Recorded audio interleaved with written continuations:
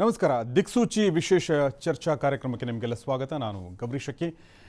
ಸ್ನೇಹಿತರೆ, ಇವತ್ತು ಸಹಜವಾಗಿ 8 ಗಂಟೆಗೆ ನಮ್ಮೆಲ್ಲರ ಕಣ್ಣುಗಳು ಕೂಡ TV ಸ್ಕ್ರೀನ್ ಮೇಲೆ ನೆಟ್ಟಿದ್ದು. ಯಾಕೆಂದರೆ ಪ್ರಧಾನಮಂತ್ರಿ ನರೇಂದ್ರ ಮೋದಿ ಯಾವ ಘೋಷಣೆಯನ್ನು ಮಾಡಲಿದ್ದಾರೆ, ಯಾವ ಪ್ಯಾಕೇಜನ್ನು ಅವರು ಅನೌನ್ಸ್ ಮಾಡಲಿದ್ದಾರೆ, ಯಾವ ರೀತಿ ಲಾಕ್ಡೌನ್ ಬಗ್ಗೆ ತಮ್ಮ ನಿರ್ಧಾರವನ್ನು ಹೇಳಲಿದ್ದಾರೆ, ಈ ಎಲ್ಲದರ ಬಗ್ಗೆ ನಾವು ಕಾಯ್ತಾ ಇದ್ವಿ ಮತ್ತು ಅವರು ಆ ನಿರೀಕ್ಷೆಗಳನ್ನ ಹುಸಿಗೊಳಿಸಿಲ್ಲ ಅಂತ ನಾನು ಅನ್ಕೋತೀನಿ. ಒಂದಷ್ಟು ವಿಚಾರಗಳನ್ನ ಬಿಚ್ಚಿಟ್ಟಿದ್ದಾರೆ, ಒಂದಷ್ಟು ವಿಚಾರಗಳನ್ನ ಹಾಗೆ ಮುಚ್ಚಿಟ್ಟಿದ್ದಾರೆ. ನಾಳೆ ನಾಡಿದ್ದು ರಿವೀಲ್ ಆಗತ್ತನ್ನೋ ಮಾತನ್ನು ಹೇಳಿದ್ದಾರೆ. ಇವತ್ತು ನಾವು ಚರ್ಚೆ ಮಾಡೋದು ಇದೇ ವಿಚಾರದ ಕುರಿತಂತೆ. ಇವತ್ತು 8ರಿಂದ 8:30 ಸುಮಾರಿನವರೆಗೆ ನರೇಂದ್ರ ಮೋದಿ ಏನು ಮಾತನಾಡಿದ್ರು ಆ ವಿಚಾರಗಳ ಬಗ್ಗೆ ಮಾತಾಡುವಂತಹ ಚರ್ಚಾ ಕಾರ್ಯಕ್ರಮ ಇದು. ಈ ಒಂದು ಚರ್ಚೆಯಲ್ಲಿ ನಮ್ಮೊಂದಿಗೆ ಪಾಲ್ಗೊಳ್ಳೋದಕ್ಕೆ 3 ಜನ ಮಹನೀಯರಿದ್ದಾರೆ. ಬನ್ನಿ ಅವ್ರನ್ನ ಪರಿಚಯ ಮಾಡ್ಕೊಳ್ಳೋಣ. ಮೊದಲನೇದಾಗಿ ನಮ್ಮೊಂದಿಗಿದ್ದಾರೆ ಡಾಕ್ಟರ್ ನಿರಂತರ ಗಣೇಶ್ ಅವರು, ವೈದ್ಯರು. ನಿಮಗೆ ಸ್ವಾಗತ ಗಣೇಶ್ ಅವರು. ನಮಸ್ತೆ. ನಮಸ್ಕಾರ. ಇದರ ಜೊತೆಗೆ ನಮ್ಮ ಸ್ಟುಡಿಯೋದಲ್ಲಿ ಗಣೇಶ್ ಅವರಿದ್ದರೆ, ನಮ್ಮ ಸ್ಟುಡಿಯೋದಿಂದ ಹೊರಗಡೆ ನಮ್ಮೊಂದಿಗೆ ನೇರವಾಗಿ ಸಂಪರ್ಕದಲ್ಲಿರುವಂಥ ಇಬ್ಬರು ವ್ಯಕ್ತಿಗಳನ್ನ ಪರಿಚಯ ಮಾಡ್ಕೊಳ್ಳೋಣ. ಮೊದಲನೇದಾಗಿ ಮುಖ್ಯಮಂತ್ರಿಗಳ ರಾಜಕೀಯ ಕಾರ್ಯದರ್ಶಿ ಆಗಿರುವಂಥ ಶಂಕರಗೌಡ ಪಾಟೀಲ್ ನಮ್ಮೊಂದಿಗೆ ನೇರವಾಗಿ ಸಂಪರ್ಕದಲ್ಲಿದ್ದಾರೆ. ಬನ್ನಿ ಅವ್ರನ್ನ ಪರಿಚಯ ಮಾಡ್ಕೊಳ್ಳೋಣ. ನಮಸ್ಕಾರ ಪಾಟೀಲ್ರೇ. ಓಕೆ. ಇದರ ಜೊತೆಗೆ ಹಣಕಾಸು ತಜ್ಞರಾಗಿರುವಂಥ, ಹೂಡಿಕೆ ತಜ್ಞರಾಗಿರುವಂಥ ರುದ್ರಮೂರ್ತಿ ಅವರು ನಮ್ಮೊಂದಿಗೆ ನೇರವಾಗಿ ಸಂಪರ್ಕದಲ್ಲಿದ್ದಾರೆ. ಬನ್ನಿ ಅವ್ರನ್ನ ಪರಿಚಯ ಮಾಡ್ಕೊಳ್ಳೋಣ. ರುದ್ರಮೂರ್ತಿಗಳೇ, ನಮಸ್ಕಾರ. ನಮಸ್ಕಾರ. ಎಸ್, ನಾನು ಮೊದಲನೇದಾಗಿ ನಿಮ್ಮೆಲ್ಲರ ಜೊತೆ ಮಾತಾಡೋಕ್ಕಿಂತ ಮುಂಚೆ ಇವತ್ತಿನ ವಿಚಾರಗಳನ್ನ ಒಂದು ಚಿಕ್ಕದಾಗಿ ಹೇಳೋದಾದರೆ, ಯಾಕೆಂದರೆ ನೀವು TV ನೋಡಿರ್ತೀರ, ಒಂದಷ್ಟು ವಿಚಾರಗಳು ನಿಮಗೆ ಗೊತ್ತಾಗಿರುತ್ತೆ. ಕೇಂದ್ರ ಸರ್ಕಾರದ ಮಹತ್ವದ ನಿರ್ಧಾರ ಇವತ್ತು ಏನಾಗಿದೆ ಅನ್ನೋದ್ರ ಬಗ್ಗೆ ನಾವು ಗಮನಿಸೋದಾದರೆ, ಸಾಕಷ್ಟು ವಿಚಾರಗಳನ್ನ ಮಾತಾಡಲಾಯಿತು. ಸಂಕಷ್ಟದಲ್ಲಿರುವ ಎಲ್ಲ ವರ್ಗಗಳಿಗೂ ವಿಶೇಷ ಪರಿಹಾರ ಕೊಡಬೇಕು. ಕಾರ್ಮಿಕರು, ರೈತರು, ನಿರ್ಗತಿಕರು, ಬಡವರು, ಮೀನುಗಾರರು, ಈ ಎಲ್ಲರ ಸಂಘಟಿತ ಅಸಂಘಟಿತ ಕಾರ್ಮಿಕರು ಎಲ್ಲರಿಗೂ ಒಂದು ಪ್ಯಾಕೇಜ್ನ ಕೊಡುವ ಅವಶ್ಯಕತೆ ಇದೆ ಅನ್ನೋದು ಕೇಂದ್ರ ಸರ್ಕಾರದ ಘೋಷಣೆಯಾಗಿ ಒಂದು ನಿಲುವಾಗಿತ್ತು. ಆ ನಿಲುವಿನ ಹಿನ್ನೆಲೆಯಲ್ಲಿ, ಅಂದರೆ ಅದನ್ನು ದೃಷ್ಟಿಯಲ್ಲಿಟ್ಟುಕೊಂಡು ಇವತ್ತು ಕೇಂದ್ರ ಸರ್ಕಾರ ಒಂದು ಮಹತ್ವದ ಅತ್ಯಂತ ದೊಡ್ಡ ಘೋಷಣೆಯನ್ನು ಮಾಡಿದೆ. ಆ ಘೋಷಣೆ ಏನಂದರೆ 20 ಲಕ್ಷ ಕೋಟಿ ಪ್ಯಾಕೇಜ್ ಅನ್ನು ಘೋಷಣೆ ಮಾಡಿದೆ. ಇದರ ವಿವರಗಳನ್ನ ನಾಳೆಯಿಂದ ನಿರ್ಮಲಾ ಸೀತಾರಾಮನ್, ನಮ್ಮ ಆರ್ಥಿಕ ಮಂತ್ರಿ, ಅವರು ಹೇಳ್ತಾರೆ ಅನ್ನೋ ಮಾತನ್ನು ಕೂಡ ಅವರು ಹೇಳಿದ್ದಾರೆ. ಅಂದರೆ ಇದು ನಮ್ಮ GDPಯ ಆಲ್ಮೋಸ್ಟ್ 10% ಭಾಗದ ಈ ಒಂದು ಪ್ಯಾಕೇಜ್ ನರೇಂದ್ರ ಮೋದಿ ಘೋಷಣೆ ಮಾಡಿದ್ದಾರೆ. ಜೊತೆಗೆ ಇನ್ನೊಂದು ವಿಚಾರ ನಾವು ಕಾಯ್ತಾ ಇದ್ವಿ, ಏನಂದರೆ ಲಾಕ್ಡೌನ್ 17ನೇ ತಾರೀಕು ಏನು ಮುಗಿಯುತ್ತೆ, ಆ ಲಾಕ್ಡೌನ್ ಮುಂದುವರಿಯುತ್ತಾ ಅಥವಾ ಇಲ್ಲ ಅನ್ನೋದ್ರ ಬಗ್ಗೆ ಯಾವುದೇ ಖಚಿತ ಸುಳಿವನ್ನು ಬಿಟ್ಟುಕೊಟ್ಟಿಲ್ಲ. ಲಾಕ್ಡೌನ್ ಇರುತ್ತೆ, ಆದರೆ ಹೊಸ ಷರತ್ತುಗಳೊಂದಿಗೆ, ಹೊಸ ರೂಪದಲ್ಲಿ ಇರುತ್ತೆ ಅನ್ನೋ ಮಾತನ್ನು ಈ ಸಂದರ್ಭದಲ್ಲಿ ಮೋದಿ ಹೇಳಿದರು. ಅದ್ರ ಬಗ್ಗೆ ಕೂಡ ನಾವು ಮಾತಾಡೋಣ. ಜೊತೆಗೆ ತುಂಬ ಇಂಪಾರ್ಟೆಂಟ್ ವಿಚಾರ ನನಗನ್ಸೋದೇನೆಂದರೆ, ಸ್ಥಳೀಯ ಉತ್ಪನ್ನಗಳು, ನಿರ್ಭರ ಅಂದರೆ ಆತ್ಮಾವಲಂಬನೆ, ಅಂದರೆ ಸೆಲ್ಫ್ ಡಿಪೆಂಡೆಂಟ್, ಸ್ವಾವಲಂಬಿ ಭಾರತ ಅನ್ನೋ ಮಾತನ್ನು ಪದೇ ಪದೇ ನರೇಂದ್ರ ಮೋದಿ ತಮ್ಮ ಭಾಷಣದಲ್ಲಿ ಬಳಸಿದರು. ಸೊ ಈ ಸ್ವಾವಲಂಬಿ ಭಾರತ ಆಗಬೇಕಾದ್ರೆ ಏನೆಲ್ಲ ಕ್ರಮಗಳನ್ನ ಕೈಗೊಳ್ಳಬೇಕಾಗತ್ತೆ, ಏನೆಲ್ಲ ನಿರ್ಧಾರಗಳನ್ನ ನಾವು ಮಾಡಬೇಕಾಗತ್ತೆ ಅನ್ನೋದ್ರ ಬಗ್ಗೆ ಅವರು ಮಾತನಾಡಿದರು. ಅಂದರೆ ಸ್ವಾವಲಂಬಿ ಆಗಬೇಕು ಅಂದರೆ ನಮ್ಮ ದೇಶದಲ್ಲಿ ದೇಶೀಯ ಉತ್ಪನ್ನಗಳನ್ನು, ನಮ್ಮ ಡೊಮೆಸ್ಟಿಕ್ ಪ್ರಾಡಕ್ಟ್ಗಳನ್ನ ಖರೀದಿ ಮಾಡಬೇಕು ಅನ್ನೋದನ್ನು ತುಂಬ ಸ್ಪಷ್ಟವಾಗಿ ಅವರು ಹೇಳಿದರು. ಇದೆಲ್ಲವೂ ಹೇಗೆ ಈ ಒಂದು ಲಾರ್ಜರ್ ಪಿಕ್ಚರ್ನಲ್ಲಿ ಹೇಗೆ ಇದೆಲ್ಲ ಸೆಟ್ ಆಗುತ್ತೆ, ಹೇಗೆ ಅರ್ಥ ಮಾಡ್ಕೋಬೇಕು, ಇದ್ರ ಬಗ್ಗೆ ನಾನು ಮಾತಾಡ್ತೀನಿ. ಮೊದಲನೇದಾಗಿ ನಮ್ಮ ಸ್ಟುಡಿಯೋದಲ್ಲಿರುವಂಥ ಗಣೇಶ್ ಅವ್ರನ್ನ ನಾನು ಕೇಳೋದಾದರೆ, ಗಣೇಶರೇ, ಇವತ್ತಿನ ಈ ಒಂದು ಘೋಷಣೆ ಏನಾಯಿತು, ಇದರಲ್ಲಿ ನಾವು ಎಕ್ಸ್ಪೆಕ್ಟ್ ಮಾಡ್ತಾ ಇದ್ವಿ ಒಂದು ಹೆಲ್ತ್ ಬಗ್ಗೆ ಒಂದಷ್ಟು ಸ್ಟ್ರೆಸ್ ಇರುತ್ತೆ, ಅಂದರೆ ಕೊರೋನಾ ಬಗ್ಗೆ ಇರುತ್ತೆ ಮತ್ತು ಆರ್ಥಿಕತೆ ಬಗ್ಗೆ ಇರುತ್ತೆ. ಬಟ್ ಇದರಲ್ಲಿ ಕೊರೋನಾ ಬಗ್ಗೆ ತುಂಬ ಕಡಿಮೆ ಸ್ಟ್ರೆಸ್ ಇತ್ತು, ಅಥವಾ ಅದರ ಒತ್ತು ತುಂಬ ಕಡಿಮೆ ಇತ್ತು, ಆರ್ಥಿಕತೆ ಬಗ್ಗೆ ಜಾಸ್ತಿ ಇತ್ತು. ತಾವೇನು ಹೇಳ್ತೀರಿ ಇವತ್ತಿನ ಈ ಒಂದು ಘೋಷಣೆ? ಮೊದಲನೇದಾಗಿ ನಮ್ಮ ಪ್ರಧಾನಿಗಳಾದ ನರೇಂದ್ರ ಮೋದಿ ಅವರಿಗೆ ಅಭಿನಂದಿಸಬೇಕು. ಇಂಥ ಒಂದು ಒಳ್ಳೆಯ ಕೆಲಸವನ್ನು ಮಾಡ್ಕೊಂಡು ಬರ್ತಾ ಇದ್ದಾರೆ. ಅತಿ ಹೆಚ್ಚಿನ ಮೊದಲೇ ನಾವು ಲಾಕ್ಡೌನ್ ಮಾಡಿಲ್ಲ ಅಂದಿದ್ದರೆ ಇಷ್ಟೊತ್ತಲ್ಲಿ ಸುಮಾರು ಒಂದು 20ರಿಂದ 30 ಲಕ್ಷ ಜನಕ್ಕೆ ಎಫೆಕ್ಟ್ ಆಗಿ ಒಂದು 3-4 ಲಕ್ಷ ಸಾವು ಕಂಡುಬೇಕಾಯ್ತು ನಾವು. ಆದರೆ ಈಗ ನೋಡಿದ್ರೆ ಬರೀ 46 ಸಾವಿರ ಆಕ್ಟಿವ್ ಕೇಸಸ್ ಇದೆ, 70 ಸಾವಿರ ಟಚ್ ಆಗಿದೆ. ಅದರಲ್ಲಿ ರಿಕವರಿ ರೇಟ್ ನೋಡಿದ್ರೆ 22,500 ಜನ ಇದ್ದಾರೆ. ಸತ್ತಿರೋದು ಬರೀ 2,200 ಜನ. ಅದರಲ್ಲೂ ಸತ್ತಿರೋದ್ರಲ್ಲಿ 80% ಬೇರೆ ಕಾಯಿಲೆಯಿಂದ ಬಳಲ್ತಿದ್ದವರು, ಹೃದಯ ಸಮಸ್ಯೆ ಇರ್ಬೋದು, ಬೇರೆ ಥರದ ಏನೋ ಶುಗರ್ ಕಾಯಿಲೆ ಅಂಥವ್ರು ಸತ್ತಿರೋರು ಹೊತ್ತು ನಮ್ಮ ಈ ದೇಶದ ಆರ್ಥಿಕತೆನೂ ಬಗ್ಗೆನೂ ನಾವು ಯೋಚನೆ ಮಾಡಬೇಕಾಗತ್ತೆ. ಎಷ್ಟು ದಿನ ಅಂತ ನೀವು ಲಾಕ್ಡೌನಲ್ಲೇ ಇರ್ತೀರಾ? Lockdown is a part of a treatment, but it is not the treatment for COVID-19. So ಅದಕ್ಕೆ ನಾವು ವೈರಸ್ಗೆ ಎಕ್ಸ್ಪೋಸ್ ಆಗಲೇಬೇಕಾಗತ್ತೆ ಒಂದಲ್ಲ ಒಂದಿನ. ಈಗ ಎಕ್ಸ್ಪೋಸ್ ಆಗೋದು ಒಂದು ವಿರಲೆನ್ಸ್ನ ಕಡಿಮೆ ಮಾಡ್ಕೊಂಡು, ಅದೇ ಪ್ರಧಾನಿ ಮೋದಿ ಅವ್ರು ಹೇಳ್ದಂಗೆ ನಾವು ಮಾಸ್ಕ್ ತೊಡ್ಕೊಂಡು ಅಂತರ ಒಂದು ಕಾಯ್ದರೆ ಇದಕ್ಕೆ ಆರ್ಥಿಕತೆನೂ ಕಾಪಾಡ್ದಂಗೆ ಆಗುತ್ತೆ. ನಾವು ನಾವು ಇದರಲ್ಲಿ ಒಂದು ಪಾಲ್ಗೊಳ್ಬೇಕಾಗತ್ತೆ. ಓಕೆ ಓಕೆ ಓಕೆ ಎಸ್, ನಾ ಇನ್ನಷ್ಟು ಮಾತಾಡ್ತೀನಿ ನಿಮ್ಮ ಜೊತೆಗೆ, ವೈದ್ಯರ ಜೊತೆಗೆ. ಈಗ ಬನ್ನಿ ನೇರವಾಗಿ ರುದ್ರಮೂರ್ತಿ ಅವರ ಜೊತೆಗೆ ಮಾತಾಡೋಣ. ರುದ್ರಮೂರ್ತಿ ಅವರೇ, ಇವತ್ತು ನೀವು ಖಂಡಿತ ಏನಂದರೆ ಕಿವಿ, ನಿಮ್ಮ ಕಣ್ಣು ಎಲ್ಲವನ್ನೂ ಟಿ ವಿನಲ್ಲಿಟ್ಟು ನೀವು ಕೇಳಿರ್ತೀರ ಅಂತ ನಂಗೆ ಗೊತ್ತು. ಸೊ ಇದ್ರ ಬಗ್ಗೆ ಯೋಚನೆ ಮಾಡಿರ್ತಾರೆ ಸಾಕಷ್ಟು ನೀವು. ಇದರಲ್ಲಿ ಮುಖ್ಯವಾಗಿ ಒಂದಷ್ಟು ಪಾಯಿಂಟ್ಗಳಿದೆ, ಆ ಎಲ್ಲದ್ರ ಬಗ್ಗೆ ನಾವು ಚರ್ಚೆ ಮಾಡ್ಕೊಂಡು ಹೋಗೋಣ. ಮೊದಲನೇದು, 20 ಲಕ್ಷ ಕೋಟಿ ಮೌಲ್ಯದ ಪ್ಯಾಕೇಜ್ನ ಘೋಷಣೆ ಏನು ಮಾಡಿದ್ದಾರೆ, ಇದರ ನಾಳೆಯಿಂದ ಅಂದರೆ ವಿತ್ತ ಮಂತ್ರಿ ಇದ್ರ ಬಗ್ಗೆ ಹೆಚ್ಚಿನ ಮಾಹಿತಿ ಕೊಡ್ತಾರೆ, ಇದರ ನಿಟಿಗ್ರಿಟೀಸ್ ಬಗ್ಗೆ ಮಾತಾಡ್ತಾರೆ ಅಂತ ಪ್ರಧಾನಿ ಹೇಳಿದ್ದಾರೆ. ಸೊ ಇದರ ಒಂದು ಸ್ವರೂಪ ಹೇಗಿರುತ್ತೆ, ಇದು ಒಬ್ಬ ಲಾಸ್ಟ್ ಮ್ಯಾನ್ಗೆ ಹೇಗೆ ತಲುಪುತ್ತಂತ ತಮಗನ್ಸುತ್ತೆ ರುದ್ರಮೂರ್ತಿಗಳೇ? ನೋಡಿ, ಖಂಡಿತ ಮೊದಲನೇದಾಗಿ ಸಂಪೂರ್ಣ ನರೇಂದ್ರ ಮೋದಿ ಅವರಿಗೆ ಇದರ ಕ್ರೆಡಿಟ್ ಅನ್ನ ಕೊಡಬೇಕು. ಹಾಗೂ ಕೇಂದ್ರ ಸರ್ಕಾರ ತಗೊಂಡಿರುವಂತಹ ಇಂತಹ ದಿಟ್ಟು ನಿಲುವೇನಿದೆ, ಎಂದು ಕಂಡರಿಯದಂತಹ ಇಂತಹ ಸೈಜ್ ಪ್ಯಾಕೇಜ್ 20 ಲಕ್ಷ ಕೋಟಿ ಅಂದ್ರೆ ನಿಮ್ಗೆ ಹೇಳ್ತಾ ಇದ್ದೀನಿ, ಭಾರತ ದೇಶದ GDP ಅನ್ನ ತಾವು ತಗೊಳೋದಾದ್ರೆ 210 ಲಕ್ಷ ಕೋಟಿ ರೂಪಾಯಿಗಳ GDP ಇರುವಂತಹ ಭಾರತ ದೇಶದ 10% ಅನ್ನೇ ಈ ಎಕನಾಮಿಕ್ ಪ್ಯಾಕೇಜ್ ಅಲ್ಲಿ ಅನೌನ್ಸ್ ಮಾಡ್ತಾ ಇದ್ದಾರೆ. ಹಾಗೂ ಒಂದು ಅಂಶವನ್ನ ಕ್ಲಿಯರ್ ಆಗಿ ಹೇಳಿದ್ದಾರೆ, ಏನ್ ಈ 20 ಲಕ್ಷದ ಪ್ಯಾಕೇಜ್ ಇದೆ, ಆಲ್ರೆಡಿ ಅನೌನ್ಸ್ ಮಾಡಿರುವಂತಹ 1,70,000 ಕೋಟಿ ಪ್ಯಾಕೇಜ್ ಏನು ಲಾಕ್ಡೌನ್ 1 ಟೈಮ್ ಅಲ್ಲಿ ನಿರ್ಮಲಾ ಸೀತಾರಾಮನ್ ಅವರು ಅನೌನ್ಸ್ ಮಾಡಿದ್ರು, ಹಾಗೂ RBI ಕೂಡ ಏನು ಲಿಕ್ವಿಡಿಟಿ ಮೆಜರ್ಸ್ ಗಳಂತೆ 50,000 NBFCಗೆ, 50,000 ಮ್ಯೂಚುವಲ್ ಫಂಡ್ಗಳಿಗೆ, ಈ ತರ ಆಲ್ರೆಡಿ ಹತ್ತತ್ರ ಒಂದು 2 ಲಕ್ಷ ಕೋಟಿ ಲಿಕ್ವಿಡಿಟಿ ಪ್ಯಾಕೇಜ್ ಗಳನ್ನ RBI ಆಲ್ರೆಡಿ ಕೊಟ್ಟಿದೆ. ಇದನ್ನ ಪ್ಲಸ್ 1,70,000 ಕೋಟಿ ಒಟ್ಟಾರೆ ನೋಡೋದಾದ್ರೆ ಹತ್ತತ್ರ 3,70,000 ಕೋಟಿ ಪ್ಯಾಕೇಜ್ ಅನ್ನ ಆಲ್ರೆಡಿ ಕೊಟ್ಟಿದೆ. 20 ಲಕ್ಷ ಕೋಟಿಯಲ್ಲಿ ಇದು ಕೂಡ ಇನ್ಕ್ಲೂಡ್ ಆಗಿದೆ ಅಂತ ಹೇಳ್ತಾ ಇದ್ದಾರೆ. ಅಂದ್ರೆ ಈಗ ಕೊಟ್ಟಿರುವ ಎಲ್ಲಾ ಪ್ಯಾಕೇಜ್ ಗಳನ್ನ ಹೊರತುಪಡಿಸಿದ್ರು ಕೂಡ ಕನಿಷ್ಠ ಪಕ್ಷ ಹತ್ತತ್ರ ನಾನು ಹೇಳ್ತಾ ಇದ್ದೀನಿ 16 ರಿಂದ 17 ಲಕ್ಷ ಕೋಟಿ ರೂಪಾಯಿಗಳ ಪ್ಯಾಕೇಜ್ ಅನ್ನ ಅನೌನ್ಸ್ ಮಾಡ್ತಾ ಇದ್ದಾರೆ. ಕ್ಲಿಯರ್ ಕಟ್ ಆಗಿ ಹೇಳ್ತಾ ಇದ್ದಾರೆ, ಈ ಪ್ಯಾಕೇಜಿನ ಮುಖಾಂತರ ಮಿಡಲ್ ಕ್ಲಾಸ್ ವರ್ಗ ಯಾರು ಕನ್ಸಿಸ್ಟೆಂಟ್ ಆಗಿ ಟ್ಯಾಕ್ಸ್ ಗಳನ್ನ, ತೆರಿಗೆಗಳನ್ನ ಕಟ್ತಾ ಇದ್ದಾರೆ ಅವ್ರಿಗೆ ನಾವು ಹೆಲ್ಪ್ ಅನ್ನ ಮಾಡ್ತೀವಿ, ಫಾರ್ಮರ್ಸ್ ಗಳಿಗೆ, ರೈತರುಗಳಿಗೆ ಹೆಲ್ಪ್ ಮಾಡ್ತೀವಿ, ಹಾಗೂ ಇಂಡಸ್ಟ್ರಿಗಳಿಗೆ, ಬಿಸಿನೆಸಸ್ ಗಳಿಗೆ ನಾವು ನೇರವಾಗಿ ಹೆಲ್ಪ್ ಮಾಡ್ತೀವಿ. ಈ ಎಲ್ಲ ಸಂಪೂರ್ಣ ಡೀಟೇಲ್ಸ್ ಗಳನ್ನ ಫಿನಾನ್ಸ್ ಮಿನಿಸ್ಟರ್ ನಿರ್ಮಲಾ ಸೀತಾರಾಮನ್ ಅವರು ನಾಳೆ ಅನೌನ್ಸ್ ಮಾಡ್ತಾರೆ ಅನ್ನೋದನ್ನು ಕೂಡ ಹೇಳ್ತಾ ಇದ್ದಾರೆ. ಸೊ ಆಲ್ರೆಡಿ ಮೋದಿ ಅವರು ಕ್ಲೂಸ್ ಗಳನ್ನ ಕೊಟ್ಟಿದ್ದಾರೆ, ಮಿಡಲ್ ಕ್ಲಾಸ್ ವರ್ಗಕ್ಕೆ, ಫಾರ್ಮರ್ಸ್ ಗಳಿಗೆ, ಬಿಸಿನೆಸಸ್ ಗಳಿಗೆ, ಇಂಡಸ್ಟ್ರೀಸ್ ಗಳಿಗೆ, ಈ ಕೆಲಸದಲ್ಲಿ ಇರುವಂತಹ ಎಷ್ಟೊಂದು ಜನಕ್ಕೆ ಇವಾಗ ಏನು ಅನ್ಎಂಪ್ಲಾಯ್ಮೆಂಟ್ ಕ್ರಿಯೇಟ್ ಆಗ್ತಾ ಇದೆ ಅವ್ರಿಗೆ, ಇವ್ರೆಲ್ಲರಿಗೂ ಕೂಡ ಮೇಕ್ ಇನ್ ಇಂಡಿಯಾಗೆ ನಾವು ನೇರವಾಗಿ ಒತ್ತನ್ನ ಕೊಡ್ತಾ ಇದ್ದೀವಿ ಅನ್ನೋದನ್ನು ಕೂಡ ಹೇಳಿದ್ರು. ಹಾಗೂ ಪದೇ ಪದೇ ಹೇಳಿದ್ ಒಂದು ಇಂಪಾರ್ಟೆಂಟ್ ಮಾತೇನು ನರೇಂದ್ರ ಮೋದಿ ಅವರು ಅಂದ್ರೆ, ಇಂಡಿಯಾ ಶುಡ್ ಬಿಕಮ್ ಸೆಲ್ಫ್ ರಿಲಯಂಟ್, ಸ್ವಾವಲಂಬಿಯಾಗಿ ನಮ್ಮ ದೇಶ ಬೇರೆ ಕಡೆ ನಾವು ಡಿಪೆಂಡೆನ್ಸಿಯನ್ನ ಕಡಿಮೆ ಮಾಡ್ಕೊಂತಾ ಇದೀವಿ ಆಲ್ರೆಡಿ. ಎಷ್ಟು ಚೆನ್ನಾಗಿ ಅವ್ರು ಹೇಳ್ತಾರೆ, ಮಾಸ್ಕ್ಗಳು ಇವತ್ತು ಏನು N95 ಮಾಸ್ಕ್ಗಳೆಲ್ಲ ಹಾಗೂ ಈ ಕಿಟ್ಗಳೇನಿದೆ ಇವೆಲ್ಲವೂ ಕೂಡ ಭಾರತದಲ್ಲೇ ಇವತ್ತು ಪ್ರಿಪೇರ್ ಆಗ್ತಾ ಇದೆ. ಮುಂಚೆ ನಾವಿದ್ ಯಾವುದು ಕೂಡ ಪ್ರಿಪೇರ್ ಆಗ್ತಿರ್ಲಿಲ್ಲ, ಅಥವಾ ನಾವಿದನ್ನೆಲ್ಲ ಇಂಪೋರ್ಟ್ ಮಾಡ್ಕೊಂತಾ ಇದ್ವಿ. ಎಷ್ಟು ಬೇಗ ನಾವಿದನ್ನೆಲ್ಲ ಚೇಂಜ್ ಮಾಡಿಕೊಂಡು ಇವತ್ತು ಇಲ್ಲೇ ಮಾಡ್ತಾ ಇರೋದ್ರಿಂದ 2020-21 ಇಸ್ವಿಯನ್ನ ನಾವೇನ ದಾಟಿದ್ರೆ ಇಡೀ ವಿಶ್ವದಲ್ಲಿ ಭಾರತ ದೇಶ ಶೈನಿಂಗ್ ಇಂಡಿಯಾ ಆಗತ್ತೆ, ಇಡೀ ವಿಶ್ವವೇ ಭಾರತ ದೇಶವನ್ನ ನೋಡುತ್ತೆ ಅನ್ನೋದನ್ನು ಕೂಡ ಹೇಳ್ತಾ ಇದ್ದಾರೆ.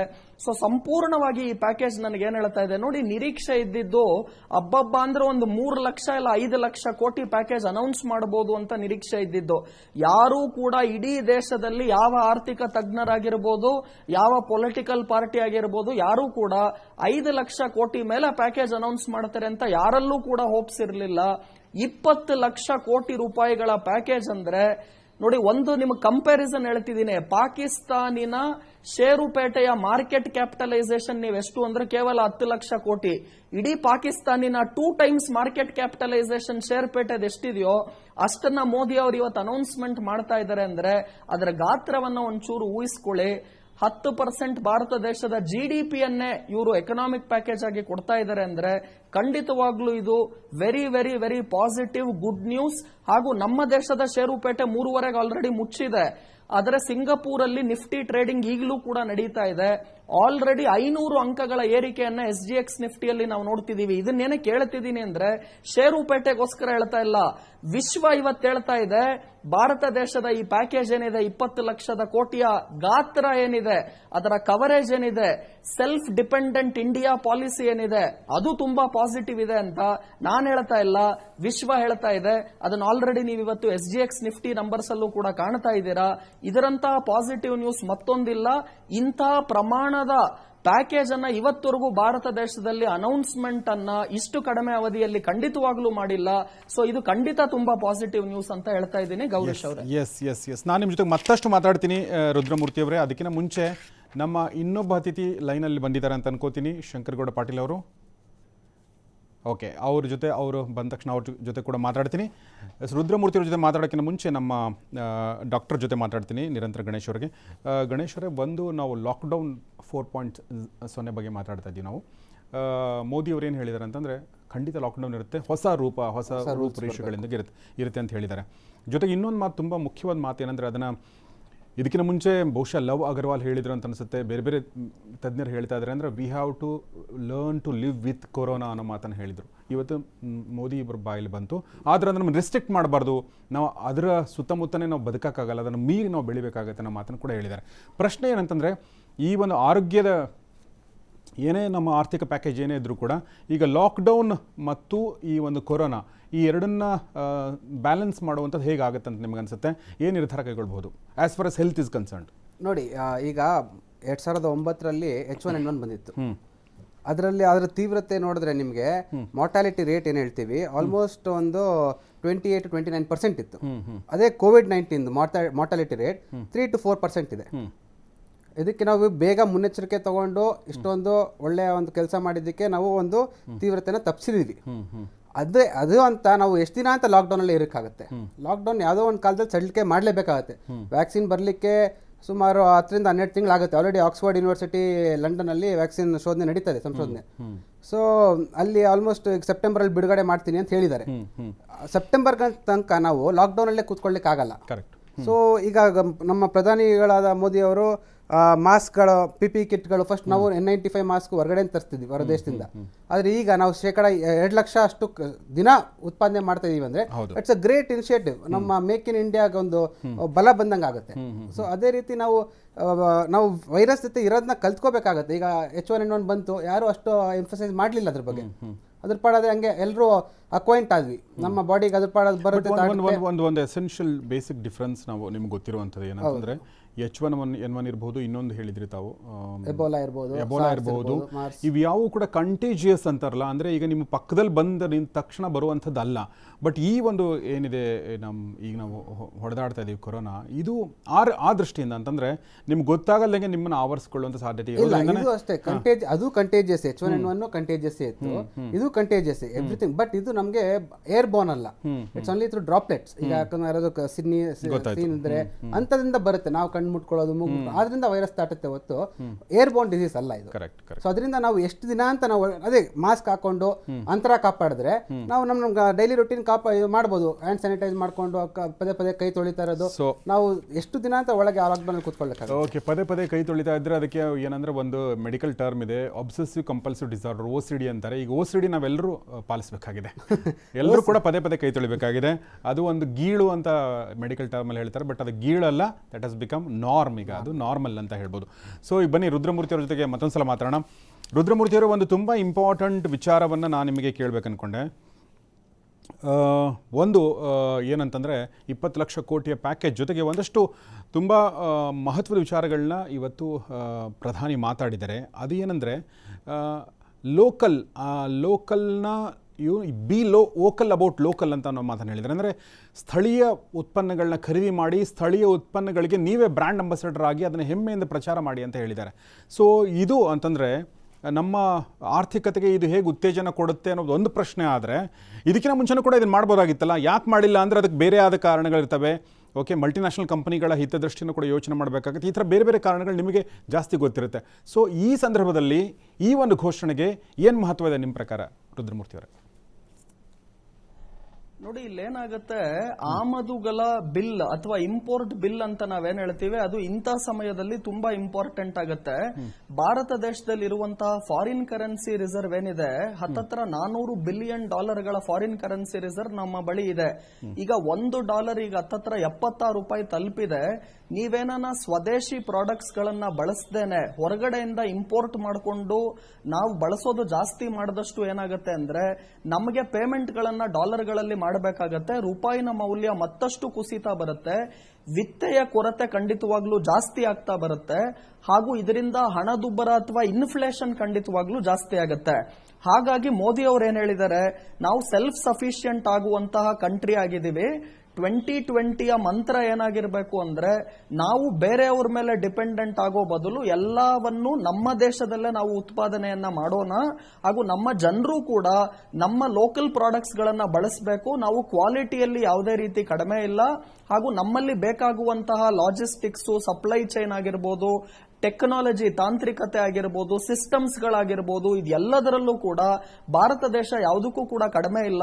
ಇದಕ್ಕೆ ಏನೇನ್ ಇಂಪ್ರೂವ್ಮೆಂಟ್ ಗಳು ಇನ್ನ ಬೇಕೋ ಅದನ್ನು ಕೂಡ ನಾವು ಮಾಡೋಣ. ಜೊತೆಗೆ ಅವ್ರು ಎಷ್ಟು ಚೆನ್ನಾಗಿ ಹೇಳಿದ್ರು ಅಂದ್ರೆ, ಜಾಮ್ ಅಂತ ಹೇಳಿದ್ರು. ಅಂದ್ರೆ ಜೆ ಅಂದ್ರೆ ಜನ್ಧನ್ ಅಕೌಂಟ್, ಎ ಅಂದ್ರೆ ಆಧಾರ್ ಕಾರ್ಡ್, ಎಂ ಅಂದ್ರೆ ಮೊಬೈಲ್ ಫೋನ್. ಸೊ ಈ ಜಾಮ್ ಅಂತ ಅವ್ರೇನ್ ಹೇಳಿದ್ರು, ನಮ್ಮಲ್ಲಿ ಈ ಮೂರು ಕೂಡ ಒಟ್ಟಿಗೆ ಇರೋದ್ರಿಂದ ಟೆಕ್ನಾಲಜಿಯಲ್ಲಿ ಯಾವುದೇ ರೀತಿಯಾದ ತೊಂದರೆಗಳಿಲ್ಲ. ಭಾರತ ಹಳ್ಳಿಗಳ ದೇಶವಾದರೂ ಕೂಡ ಪ್ರತಿಯೊಬ್ಬ ಮನುಷ್ಯನನ್ನ ನಾವು ತಲುಪೋದಕ್ಕೋಸ್ಕರ ಹಾಗೂ ಏನು ಫಿನಾನ್ಷಿಯಲ್ ಎನ್ವಿರಾನ್ಮೆಂಟ್ ಅಥವಾ ಹಬ್ ಅನ್ನ ನಾವು ಕ್ರಿಯೇಟ್ ಮಾಡಿದೀವಿ. ಅಂದ್ರೆ ಒಂದು ಕಾಲದಲ್ಲಿ ಏನಾಗೋದು ಅಂದ್ರೆ, ಹಳ್ಳಿ ಜನಗಳಿಗೆ ATM ಅಂದ್ರೆ ಗೊತ್ತಿಲ್ಲ, ಬ್ಯಾಂಕ್ ಅಕೌಂಟ್ ಅಂದ್ರೆ ಏನು ಗೊತ್ತಿಲ್ಲ, ಬರೀ ಕ್ಯಾಶ್ ವಹಿವಾಟುಗಳು ತುಂಬಾ ನಡೀತಾ ಇತ್ತು. ಈಗ ಸಂಪೂರ್ಣವಾಗಿ ಭಾರತ ದೇಶ ಫಿನಾನ್ಷಿಯಲಿ ಕೂಡ ಕನೆಕ್ಟೆಡ್ ಆಗಿದೆ. ಮೊಬೈಲ್ ಟೆಕ್ನಾಲಜಿ ಹಾಗೂ ಡಿಜಿಟಲ್ ಇಂಡಿಯಾ ಮುಖಾಂತರವೂ ಕೂಡ ಕನೆಕ್ಟೆಡ್ ಆಗಿದೆ. ಇದೆಲ್ಲದಕ್ಕೂ ಮುಖ್ಯವಾಗಿ ಮೋದಿ ಅವರು ಹೇಳಿದ್ರು, ಮೇಕ್ ಇನ್ ಇಂಡಿಯಾಗೂ ಕೂಡ ನಾವು ಒತ್ತನ್ನ ಕೊಡ್ತೀವಿ ಇನ್ನು ಮುಂದಿನ ದಿನಗಳಲ್ಲಿ. ಹಾಗೂ ಸೆಲ್ಫ್ ರಿಲಯಂಟ್ ಇಂಡಿಯಾ ಅನ್ನ ನಾವು ನೋಡ್ತೀವಿ ಅಂತ ಹೇಳ್ತಾ ಇದ್ದಾರೆ. ಸೊ ಇದೆಲ್ಲ ಏನಕ್ಕೆ ಇಂಪಾರ್ಟೆಂಟ್ ಆಗುತ್ತೆ ಅಂದ್ರೆ, ನಮಗೆ ಖಂಡಿತ ರೂಪಾಯಿನ ಮೌಲ್ಯ ಡಾಲರ್ ಎದುರು ಕುಸಿತವನ್ನ ಜಾಸ್ತಿ ಕಾಣದರಂಗೆ ನೋಡ್ಕೋಬೇಕಾಗತ್ತೆ. ಹಣದುಬ್ಬರ ಅಥವಾ ಇನ್ಫ್ಲೇಷನ್ ಅನ್ನು ಕೂಡ ನೋಡ್ಕೋಬೇಕಾಗಿರುತ್ತೆ. ನಮ್ಮಲ್ಲಿರುವಂತಹ ಡಾಲರ್ ರಿಸರ್ವ್ಸ್ ಗಳನ್ನೆಲ್ಲ ನಾವಿವಾಗ ವಾಪಸ್ಸು ಇಂಪೋರ್ಟ್ ಬಿಲ್ ಗಳಿಗೆ ಕೊಡೋದಕ್ಕಾಗೋದಿಲ್ಲ. ಹಾಗೂ ಇಂಥ ಸಮಯದಲ್ಲಿ ಬೇರೆ ದೇಶವೂ ಕೂಡ, ಇವಾಗ ನೀವು ಅಮೆರಿಕ ತಗೊಳ್ಳಿ, ಬೇರೆ ದೇಶಗಳು ಏನ್ ಮಾಡ್ತಾ ಇದೆ, ಭಾರತ ದೇಶದಲ್ಲಿರುವಂತಹ ಅಲ್ಲಿರುವಂತಹ ಅನೇಕ ಎಂಪ್ಲಾಯೀಸ್ ಗಳನ್ನ ವಾಪಸ್ ಕಳಿಸೋದಾಗಿರ್ಬೋದು. ಇದೇ ರೀತಿ ಬೇರೆ ಕಡೆ ಈ ಸೌದಿ ಅರೇಬಿಯಾ ಆಗಿರ್ಬೋದು, ಒಪೆಕ್ ದೇಶಗಳಲ್ಲಾಗಿರ್ಬೋದು, ಇಲ್ಲೆಲ್ಲವೂ ಕೂಡ ಖಂಡಿತ ಎಲ್ಲ ದೇಶಕ್ಕೆ ಮುಖ್ಯವಾಗಿ ಅವರ ಪ್ರಜೆಗಳು ಇಂಪಾರ್ಟೆಂಟ್ ಆಗ್ತಾರೆ. ಹಾಗಾಗಿ ನಾವು ಎಕ್ಸ್ಪೋರ್ಟ್ ಅಲ್ಲಿ ಖಂಡಿತವಾಗ್ಲೂ ಈ ಕರೋನಾ ವೈರಸ್ ಆಗಿರೋದ್ರಿಂದ ಭಾರಿ ಪ್ರಮಾಣದ ಎಕ್ಸ್ಪೋರ್ಟ್ ಗಳಲ್ಲಿ ಇಳಿಕೆ ಕಂಡ್ರೂ ಕೂಡ ಇಂಪೋರ್ಟ್ ಗಳನ್ನ ಖಂಡಿತವಾಗ್ಲೂ ತಡೆಗಟ್ಟುವಂತಹ ಶಕ್ತಿ ನಮ್ಮ ಜನರ ಕೈಯಲ್ಲಿದೆ. ಹಾಗಾಗಿ ಅನಗತ್ಯವಾಗಿ ನಾವು ಹೊರದೇಶದ ಪ್ರಾಡಕ್ಟ್ಸ್ ಗಳನ್ನ, ಸರ್ವಿಸಸ್ ಗಳನ್ನ ಬಳಸೋ ಬದಲು ನಮ್ಮ ದೇಶದ ಪ್ರಾಡಕ್ಟ್ ಗಳು ಯಾವುದೇ ರೀತಿ ಕಡಿಮೆ ಇಲ್ಲ. ಕ್ವಾಲಿಟಿಯಲ್ಲಿ, ಟೆಕ್ನಾಲಜಿಯಲ್ಲಿ, ಸಿಸ್ಟಮ್ಸ್ ಗಳಲ್ಲಿ ನಾವು ಮುಂದಿದ್ದೀವಿ. ಹಾಗಾಗಿ ಜನರು ಖಂಡಿತವಾಗ್ಲೂ ಲೋಕಲ್ ಪ್ರಾಡಕ್ಟ್ಸ್ ಗಳನ್ನ ಬಳಸಿ ಅನ್ನೋ ಮಾತುಗಳನ್ನು ಕೂಡ ಹೇಳ್ತಾ ಇದ್ದಾರೆ. ಇದು ಎಕನಾಮಿಕಲಿ ತುಂಬಾ ಇಂಪಾರ್ಟೆಂಟ್ ಸ್ಟೇಟ್ಮೆಂಟ್ ಆಗುತ್ತೆ. ಇದರಿಂದ ಮುಂದಿನ ದಿನಗಳಲ್ಲಿ ರೂಪಾಯಿನ ಮೌಲ್ಯದಲ್ಲಿ ವೃದ್ಧಿಯನ್ನ ಕಾಣ್ತೀವಿ. ನಾವು ಮುಂದಿನ ದಿನಗಳಲ್ಲಿ ಹಣದುಬ್ಬರದ ಇಳಿಕೆಯನ್ನ ಕಾಣ್ತೀವಿ. ಡಾಲರ್ ರಿಸರ್ವ್ಸ್ ಗಳಲ್ಲಿ ಏರಿಕೆಯನ್ನ ಕಾಣ್ತೀವಿ. ಜನಸಾಮಾನ್ಯರು ಇದರಿಂದ ಏನ್ ತಿಳ್ಕೋಬಹುದು, ನಮ್ಮ ದೇಶ ಸ್ವಾವಲಂಬ ದೇಶ ಆದಷ್ಟು ಕೂಡ ನಮ್ಮ ಜನರಿಗೆ ಜಾಸ್ತಿ ಕೆಲಸ ಸಿಗುತ್ತೆ. ಲೋಕಲ್ ಪೀಪಲ್ ಗಳಿಗೆ ಅನೇಕ ಹೊಸ ಹೊಸ ತರದ ಉದ್ಯೋಗಾವಕಾಶಗಳು ಸೃಷ್ಟಿಯಾಗುತ್ತೆ. ಇವೆಲ್ಲವೂ ಕೂಡ ತುಂಬಾ ಇಂಪಾರ್ಟೆಂಟ್ ಇಂಡಿಯನ್ ಎಕಾನಮಿಗೆ, ಭಾರತದ ಆರ್ಥಿಕ ಪರಿಸ್ಥಿತಿಗೆ, ಸಾಮಾನ್ಯ ಜನಕ್ಕೆ, middle class, lower middle class ಪೀಪಲ್ಗೆ ಬಂಪರ್ ಸುದ್ದಿ ಇವತ್ತು. ಇದು 20 ಲಕ್ಷದ ಕೋಟಿಯ ಪ್ಯಾಕೇಜ್ ಅಂತ ಹೇಳ್ತಾ ಇದ್ದೀನಿ. ಎಸ್ ರುದ್ರಮೂರ್ತಿ, ನಿಮ್ಮ ಜೊತೆ ಇನ್ನಷ್ಟು ಮಾತಾಡ್ತೀನಿ ನಾನು. ಈಗ ಇನ್ನೊಬ್ಬ ಆರ್ಥಿಕ ತಜ್ಞರಾಗಿರುವಂತಹ ಶಿವಪ್ಪ ನಮ್ಮೊಂದಿಗೆ ದೂರವಾಣಿ ಮೂಲಕ ಸಂಪರ್ಕದಲ್ಲಿದ್ದಾರೆ. ಬನ್ನಿ ಅವ್ರ ಜೊತೆ ಮಾತಾಡೋಣ. ನಮಸ್ಕಾರ ಶಿವಪ್ಪ ಅವರೇ. ನಮಸ್ಕಾರ. ಎಸ್, ನಾವು ಆರ್ಥಿಕ ಪ್ಯಾಕೇಜ್ ಬಗ್ಗೆ ಮಾತಾಡ್ತಾ ಇದ್ವಿ, 20 ಲಕ್ಷ ಕೋಟಿ ಪ್ಯಾಕೇಜ್ ಬಗ್ಗೆ ಮಾತಾಡ್ತಾ ಇದ್ವಿ. ಮತ್ತು ನರೇಂದ್ರ ಮೋದಿ ಅವರು ಯಾವೆಲ್ಲ ಕ್ಷೇತ್ರಗಳಿಗೆ, ಯಾವೆಲ್ಲ ವಲಯಗಳಿಗೆ ಒತ್ತು ಕೊಡಬಹುದು ಅನ್ನೋದನ್ನು ಕೂಡ ಅವರು ಸುಳಿವನ್ನು ಕೊಟ್ಟಿದ್ದಾರೆ. ಸೊ ರೈತರಿಗೆ, ಶ್ರಮಿಕರಿಗೆ, ಸಣ್ಣ ವ್ಯಾಪಾರಿಗಳಿಗೆ, ಮಧ್ಯಮ ವರ್ಗಕ್ಕೆ, ಹೀಗೆ ಸಾಕಷ್ಟು ವಿಚಾರಗಳನ್ನ ಮಾಡಿದ್ದಾರೆ. ಸೊ ಈ ಒಂದು ಪ್ಯಾಕೇಜ್ ನಮಗೆ ತಲುಪಬೇಕಾದ್ರೆ, ಅಂದರೆ ಜನರಿಗೆ ತಲುಪಬೇಕಾದ್ರೆ ಒಂದು ಮೆಕ್ಯಾನಿಸಮ್ ಅಂತ ಇರುತ್ತೆ. ಸೊ ಯಾವ ರೀತಿ ಈ ಪ್ಯಾಕೇಜ್ ಜನರಿಗೆ ತಲುಪುವ ನಿಟ್ಟಿನಲ್ಲಿ ಒಂದು ಮೆಕ್ಯಾನಿಸಮ್ ಹೇಗೆ ಕ್ರಿಯೇಟ್ ಮಾಡ್ತಾರೆ ಅಂತ ನಿಮಗನ್ಸುತ್ತೆ? ಹೇಗೆ ಇದನ್ನು ಇಂಪ್ಲಿಮೆಂಟ್ ಮಾಡ್ತಾರೆ, ಸಿಂಪಲ್ ಆಗಿ ಕೇಳೋದಾದರೆ? ಅವರು ಪ್ರಪ್ರಥಮವಾಗಿ ನಾನು ಮತ್ತೆ ಮೊದಲಿಗೆ ನಮ್ಮ ಜನಪ್ರಿಯ ಪ್ರಧಾನಮಂತ್ರಿಗಳಿಗೆ ಈ ಆರ್ಥಿಕ ಸಂಕಷ್ಟದಲ್ಲಿರ್ತಕ್ಕಂಥ ಈ ಪರಿಸ್ಥಿತಿ ಒಳಗೆ ಅವರು ಕೊಟ್ಟಂತ ಈ ಪ್ಯಾಕೇಜ್ ಏನದಲ್ಲ ಪ್ಯಾಕೇಜ್ ತುಂಬಾ ಅತ್ಯಂತ ಪ್ರಸ್ತುತ ಅಂತ ನಾನು ಭಾವಿಸಿದ್ದೇನೆ. ಒಬ್ಬ ಆರ್ಥಿಕ ತಜ್ಞನಾಗಿ ಇದು ಬೇಕಾಗಿತ್ತು. ಇದನ್ನ ನಾವು ಈ ಸಂದರ್ಭದಲ್ಲಿ ಅವರಿಂದ ಇದನ್ನ ನಾವು ನಿರೀಕ್ಷೆ ಮಾಡಿರ್ಲಿಲ್ಲ. ಅವರು ಜನ ಸ್ಪಂದನೆಗೆ ಸ್ಪಂದಿಸಿದ್ದು ನಿಜವಾಗೂ ಅಭಿನಂದನಾರ್ಹರು ಅಂತೇಳಿ ನಾನು ಭಾವಿಸಿದ್ದೇನೆ. ಈ 20 ಲಕ್ಷ ಕೋಟಿ ಅವ್ರು ಎಲ್ಲಿ ಯಾವ ರೀತಿ ಅಂತ ಹೇಳಿ ಎಲ್ಲಿ ಸುಳ್ಳು ಬಿಟ್ಕೊಟ್ಟಿಲ್ಲ. ಯಾವ ರೀತಿಯಾಗಿ ಯುಟಿಲೈಸೇಷನ್ ಪಾರ್ಟ್ ಆಫ್ ಇಟ್, ಇದು ಲೋನ್ ಅಂತ ಕೊಡ್ತಾರೋ ಅಥವಾ ಈ ಮಧ್ಯಮ ವರ್ಗದವರಿಗೆ ಕೂಲಿ ಕಾರ್ಮಿಕರಿಗೆ ಒಂದು ಪ್ಯಾಕೇಜ್ ಅಂತ ಕೊಡ್ತಾರೋ ಅನ್ನೋದನ್ನ ಎಲ್ಲಿ ಅವ್ರು ಸುಳ್ಳು ಬಿಟ್ಕೊಟ್ಟಿಲ್ಲ.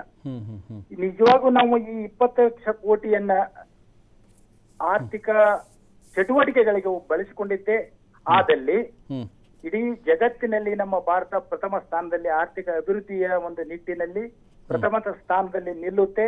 ಮತ್ತೆ ಅವರೇ ಹೇಳಿದಂಗೆ ಸ್ವಾವಲಂಬನೆ ಪ್ರೇರಣೆ ತಗೋಬೇಕು, ಸ್ವಾವಲಂಬಿಗಳಾಗ್ಬೇಕು, local to global, global local to vocal ಅವೆಲ್ಲ ಏನ್ ಹೇಳ್ತಾರಲ್ಲ ಅವನ್ನ ನಿಜವಾಗೂ ಸಾಧನೆ ಮಾಡ್ಲಿಕ್ಕೆ 20 ಲಕ್ಷ ಕೋಟಿಯಿಂದ ಅತ್ಯಂತ ಇಡೀ ಜಗತ್ತೇ ನಮ್ಮನ್ನು ತಿರುಗಿ ನೋಡೋ ಮಟ್ಟಕ್ಕೆ ನಾವು ಬೆಳಿಬಹುದು, ಸಾಧನೆ ಮಾಡಬಹುದು.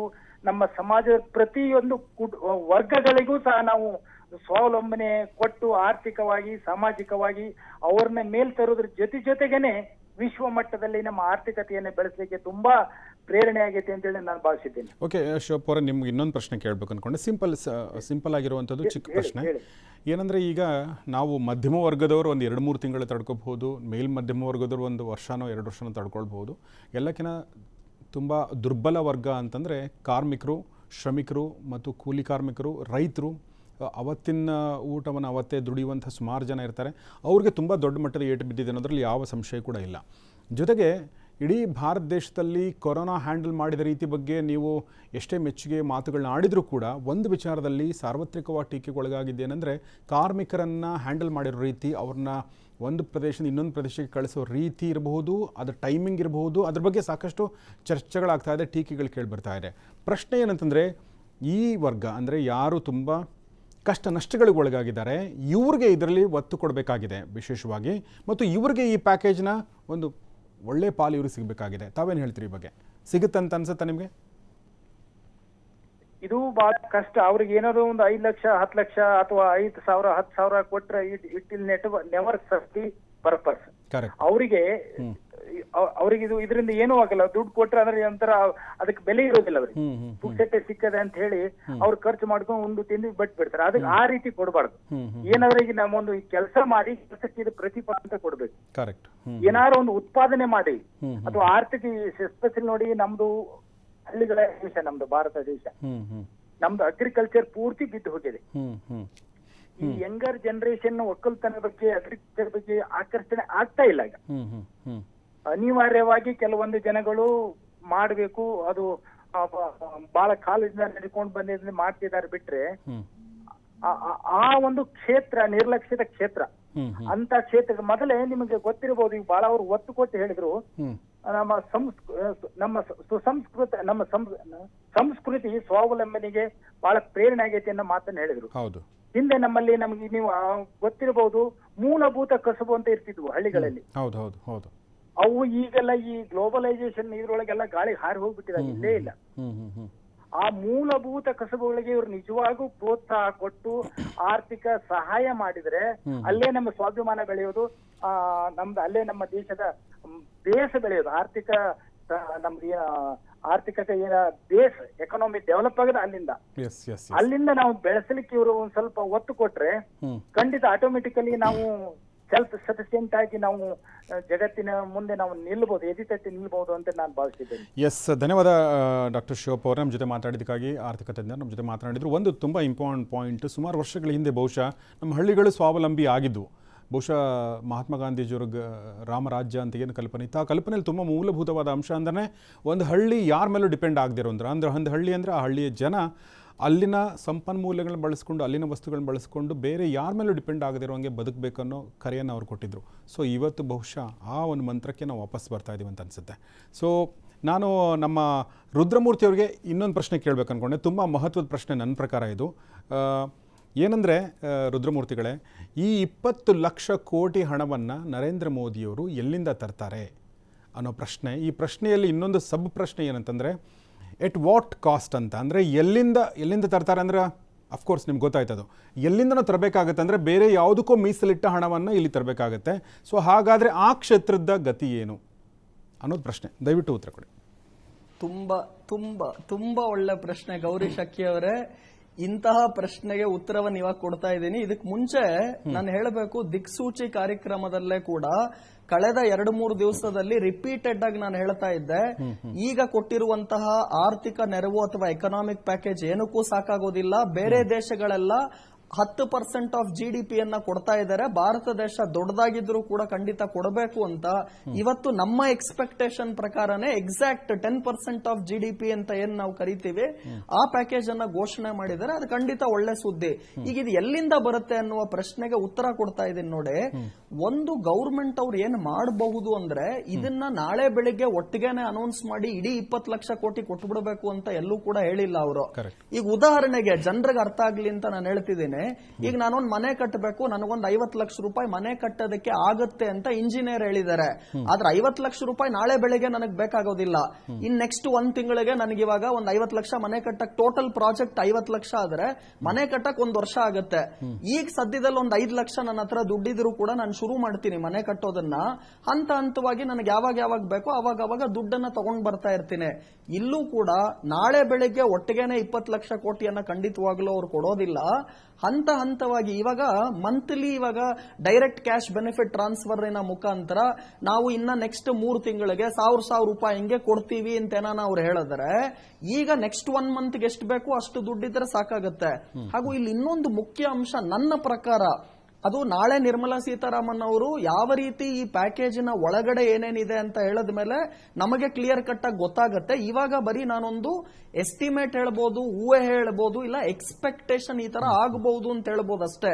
ಇವ್ರೇನ್ ಮಾಡ್ತಾರೆ ಅಂದ್ರೆ ನನ್ನ ಪ್ರಕಾರ ಬ್ಯಾಂಕ್ಗಳಿಗೆ ಡೈರೆಕ್ಟ್ ಆಗಿ ನೀವು ಲೋನ್ ಗಳನ್ನ ಕೊಡಿ. ಬಿಸಿನೆಸಸ್ ಗಳಿಗೆ, MSME ಸೆಕ್ಟಾರ್ ಗಳಾಗಿರ್ಬೋದು, ಅಥವಾ ಏನು ಈ ಮೇಕ್ ಇನ್ ಇಂಡಿಯಾ ಮಾಡುವಂತಹ ಬಿಸಿನೆಸಸ್ ಗಳಾಗಿರ್ಬೋದು, ಸ್ಟಾರ್ಟ್ಅಪ್ ಇಂಡಿಯಾಲಿ ಬರುವಂತಹ ಬಿಸಿನೆಸಸ್ ಗಳಾಗಿರ್ಬೋದು, ರೈತರಿಗಾಗಿರ್ಬೋದು, ಇವ್ರು ಎಲ್ಲರಿಗೂ ಕೂಡ ನೀವು ಲೋನ್ ಕೊಡಿ.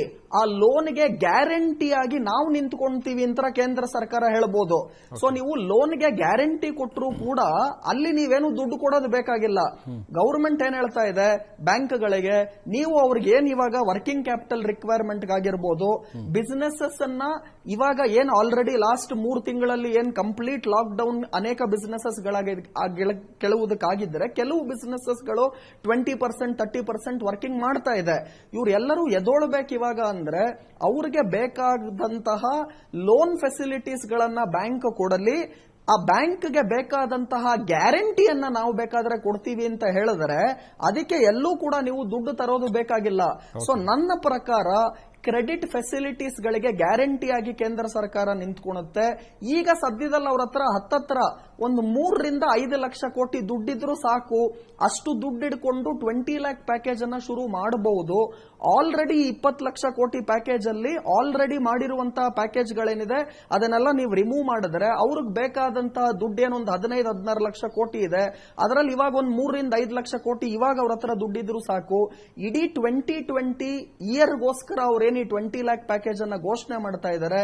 ಖಂಡಿತವಾಗ್ಲೂ ಇದಕ್ಕೆ ಹಣ ಇವಾಗ 3 ರಿಂದ 5 ಲಕ್ಷ ಕೋಟಿ ಇದ್ರೆ ಸಾಕು. ಮನೆ ಕಟ್ಟಕ್ ನಾನು ಎಷ್ಟು ಚೆನ್ನಾಗಿ ನಿಮ್ಗೆ ಉದಾಹರಣೆ ಇವಾಗ ಕೊಟ್ಟೆ. ನಿಮ್ ಪ್ರಶ್ನೆಗೆ ಉತ್ತರ ಖಂಡಿತವಾಗ್ಲೂ ಸಿಕ್ಕಿದೆ. ನರೇಂದ್ರ ಮೋದಿ ಅವರು ಈ ದುಡ್ಡನ್ನು ಕೂಡ ಈಗ ಆಲ್ರೆಡಿ 3-5 ಲ್ಯಾಕ್ ಕ್ರೋರ್ ಅವ್ರ ಹತ್ರ ಇದ್ರೆ, ಮುಂದಿನ ದಿನಗಳಲ್ಲಿ ಏನು ಈ ಮೇಕ್ ಇನ್ ಇಂಡಿಯಾ ಕಾನ್ಸೆಪ್ಟ್ ಆಗಿರ್ಬೋದು, ಸೆಲ್ಫ್ ರಿಲಯಂಟ್ ಇಂಡಿಯಾ ಕಾನ್ಸೆಪ್ಟ್ ಆಗಿರ್ಬೋದು, ಈ ಮುಖಾಂತರ ಪ್ಲಸ್ ಕ್ರೆಡಿಟ್ ಫೆಸಿಲಿಟಿಗಳನ್ನ ಗ್ಯಾರಂಟಿ ಕೊಡುವ ಮುಖಾಂತರವಾಗಿರ್ಬೋದು. ನಮ್ಮ ದೇಶದಲ್ಲೇ ಖಂಡಿತವಾಗ್ಲೂ ಈ ದುಡ್ಡನ್ನ ಮುಂದಿನ ದಿನಗಳಲ್ಲಿ ಅವರು ಖಂಡಿತವಾಗ್ಲೂ ತರ್ತಾರೆ. ಹಾಗೂ ಇದು ಖಂಡಿತ ಸಾಧ್ಯವಾದಂತಹ ಪ್ಯಾಕೇಜ್ ಅನ್ನೋದನ್ನು ಕೂಡ ಹೇಳ್ತಾ ಇದ್ದೀನಿ. ಯಾಕಂದ್ರೆ ಬೇರೆ ದೇಶಗಳು ಕೂಡ 10% ಆಫ್ GDP, ಅಮೆರಿಕ ದೇಶನ ತಗೊಳ್ಳಿ, $2 ಟ್ರಿಲಿಯನ್ ಪ್ಯಾಕೇಜ್ ಅನ್ನ ಅವರು ಎಷ್ಟೋ ಮುಂಚೆನೆ ಅನೌನ್ಸ್ ಮಾಡ್ಬಿಟ್ರು. ನಾವ್ ಇವಾಗ ಅನೌನ್ಸ್ ಮಾಡ್ತಾ ಇದ್ದೀವಿ. ಹಾಗೂ ಅಮೆರಿಕ ದೇಶದಲ್ಲಿ ದುಡ್ಡಿಲ್ಲ, ಆದ್ರೂ ಪ್ಯಾಕೇಜ್ ಅನೌನ್ಸ್ಮೆಂಟ್ ಮಾಡಿದ್ದಾರೆ. ಅವ್ರೇನ್ ಮಾಡ್ತಾ ಇದ್ದಾರೆ, ಕರೆನ್ಸಿ ನೋಟ್ಗಳನ್ನ ಪ್ರಿಂಟ್ ಮಾಡಿ ಆ ಮುಖಾಂತರ ಪ್ಯಾಕೇಜ್ ಅನ್ನ ಮೀಟ್ ಮಾಡ್ತಾ ಇದ್ದಾರೆ. ಇದರಿಂದ ಅಮೆರಿಕ ದೇಶದಲ್ಲಿ ಇನ್ಫ್ಲೇಷನ್ ಜಾಸ್ತಿ ಆಗುತ್ತೆ, ಅವರಲ್ಲಿ ಫಿಸಿಕಲ್ ಡೆಫಿಸಿಟ್ ಜಾಸ್ತಿ ಆಗುತ್ತೆ.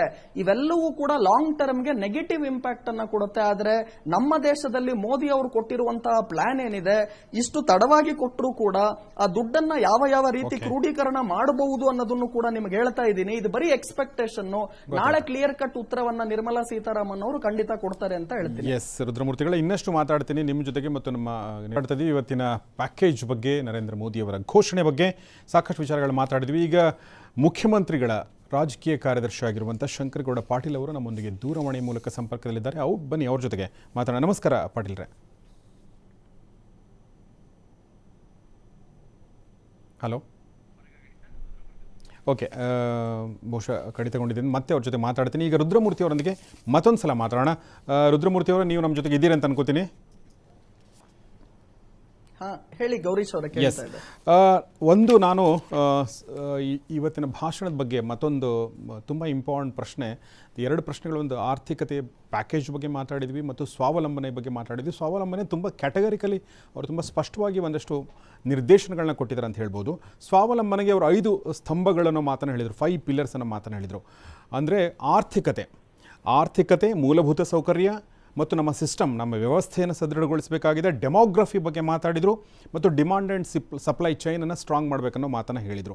ಜೊತೆಗೆ ಇನ್ನೊಂದು ಇಂಪಾರ್ಟೆಂಟ್ ಮಾತು ಇದರಲ್ಲಿ, ಒಂದು ತುಂಬ ಇಂಪಾರ್ಟೆಂಟ್ ಮಾತಂದರೆ ಆರ್ಥಿಕತೆ ಬಗ್ಗೆ ಮಾತಾಡಿದ ಅವ್ರು ಏನು ಹೇಳಿದರೆ, ನಾವು ಸಣ್ಣದಾಗಿ ಯೋಚನೆ ಮಾಡೋದು ಬೇಡ, ಒಂದು ಕ್ವಾಂಟಮ್ ಲೀಪ್ ಬೇಕಾಗಿದೆ ನಮಗೆ. ಕನ್ನಡದಲ್ಲಿ ಹೇಳ್ಬೋದಾದರೆ ಹನುಮ ಜಿಗಿತ ನಮಗೆ ಬೇಕಾಗಿದೆ ಅನ್ನೋ ಮಾತನ್ನು ಹೇಳಿದರು. ಈ ಹನುಮ ಜಿಗಿತ ಹೇಗೆ ಸಾಧ್ಯ ಆಗುತ್ತೆ ನಿಮ್ಮ ಪ್ರಕಾರ ರುದ್ರಮೂರ್ತಿಯವರ?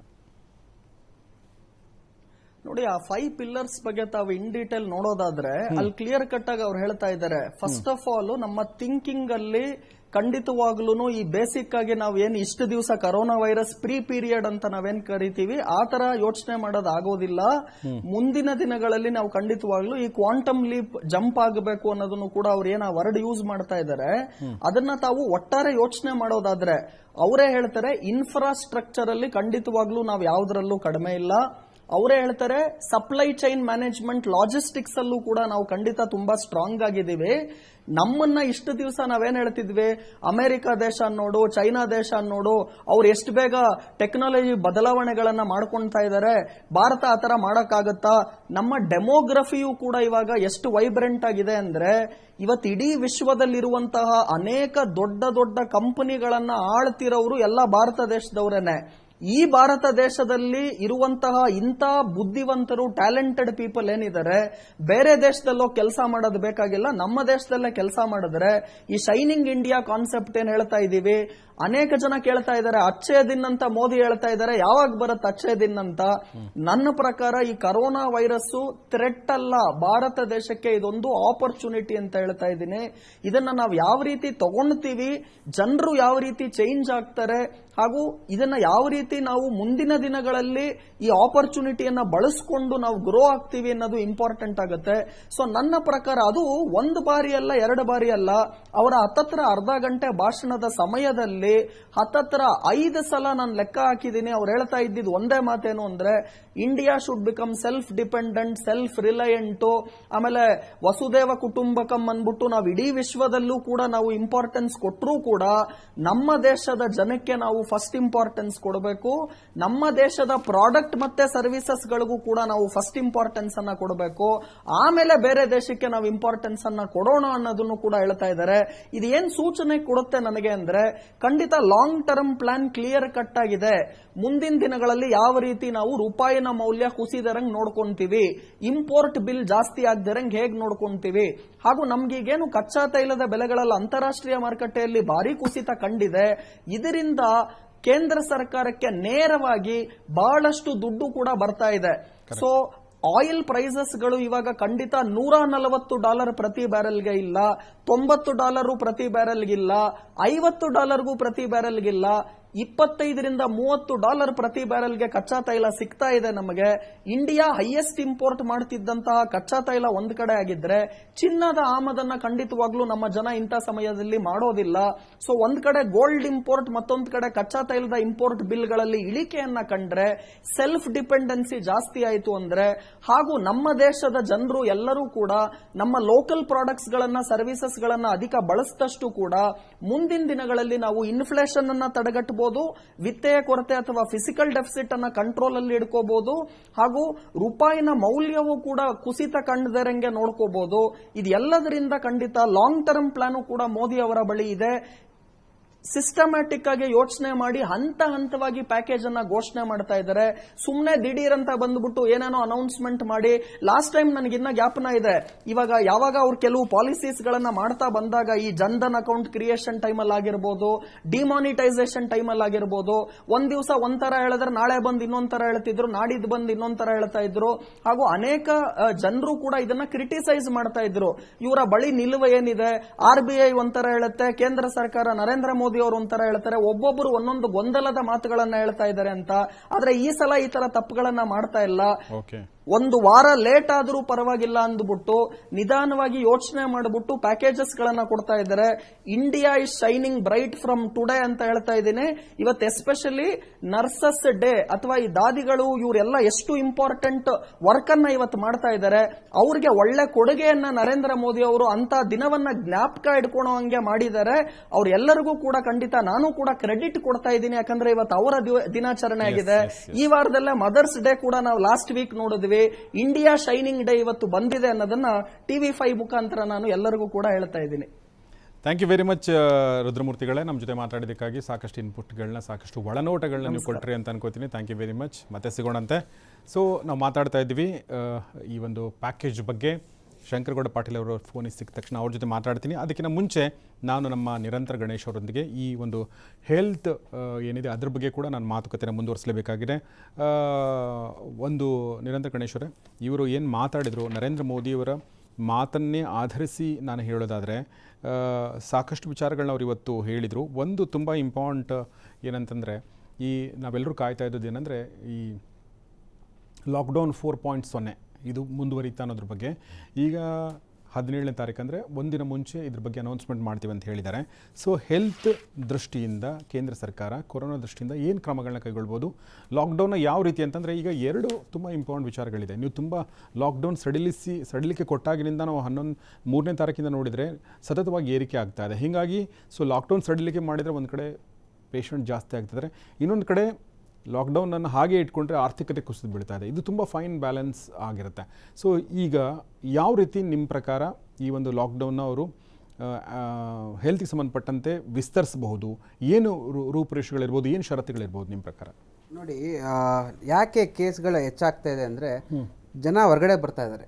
ಲಾಕ್ಡೌನ್ ಸಡಿಲಿಕೆ ಆದ್ಮೇಲಿಂದ ಜನ ಹೊರಗಡೆ ಬಂದಾಗ ಅದು ಟೆಸ್ಟ್ ಮಾಡಿಸ್ಕೊಳ್ತಿರೋರು, ಅವ್ರಿಗೇನು ಸಿಂಪ್ಟಮ್ಸ್ ಇಲ್ಲದೆ ಇರೋರು, ಅವ್ರಿಗೆ ಸಿಂಪ್ಟಮ್ಸ್ ಬರೋ ಥರ ಬರ್ತಾ ಇದೆ. ಯಾಕಂದರೆ they are moving around. Virus cannot move, it's only the in human it moves through. So ಹಂಗಾಗಿ ಸಡಿಲಿಕೆ ಮಾಡಲೇಬೇಕು. ಅದನ್ನು ಮಾಡಿದ್ದಾರೆ, ಕರೆಕ್ಟ್ ಟೈಮಲ್ಲಿ ಮಾಡಿದ್ದಾರೆ, ಅದಕ್ಕೆ ನಾವು ಅಭಿನಂದಿಸಬೇಕಾಗುತ್ತೆ. ಈಗ ಹೆಲ್ತ್ ಬುಲೆಟಿನ್ ಪ್ರಕಾರ ನೋಡಿದ್ರೆ 4,000 ಕೇಸ್ ದಿನಕ್ಕೆ, 3,500 ದಿನಕ್ಕೆ ಇನ್ಕ್ರೀಸ್ ಆಗ್ತದೆ. 24 hours or 48 hours ನಾವು ನೋಡಿಕೊಂಡ್ರೆ ಅದರಲ್ಲಿ ನಾವು ಒಂದು ಸ್ವಲ್ಪ ಚಿಂತಾಜನಕವಾಗಿ ಇರಬೇಕಾಗುತ್ತೆ. ಮುಂದೆ ಏನೋ ಗ್ರೇಟ್ ರೇಸ್ ಆಗ್ಬೋದೇನೋ ಅಂತ. ಅದಕ್ಕೆ ನಾವು ಗೌರ್ಮೆಂಟ್ ಒಂದೇ ನಾವು ಹೊಣೆ ಬರಕ್ಕೆ ಇಟ್ಕೊಳಕ್ಕಾಗಲ್ಲ.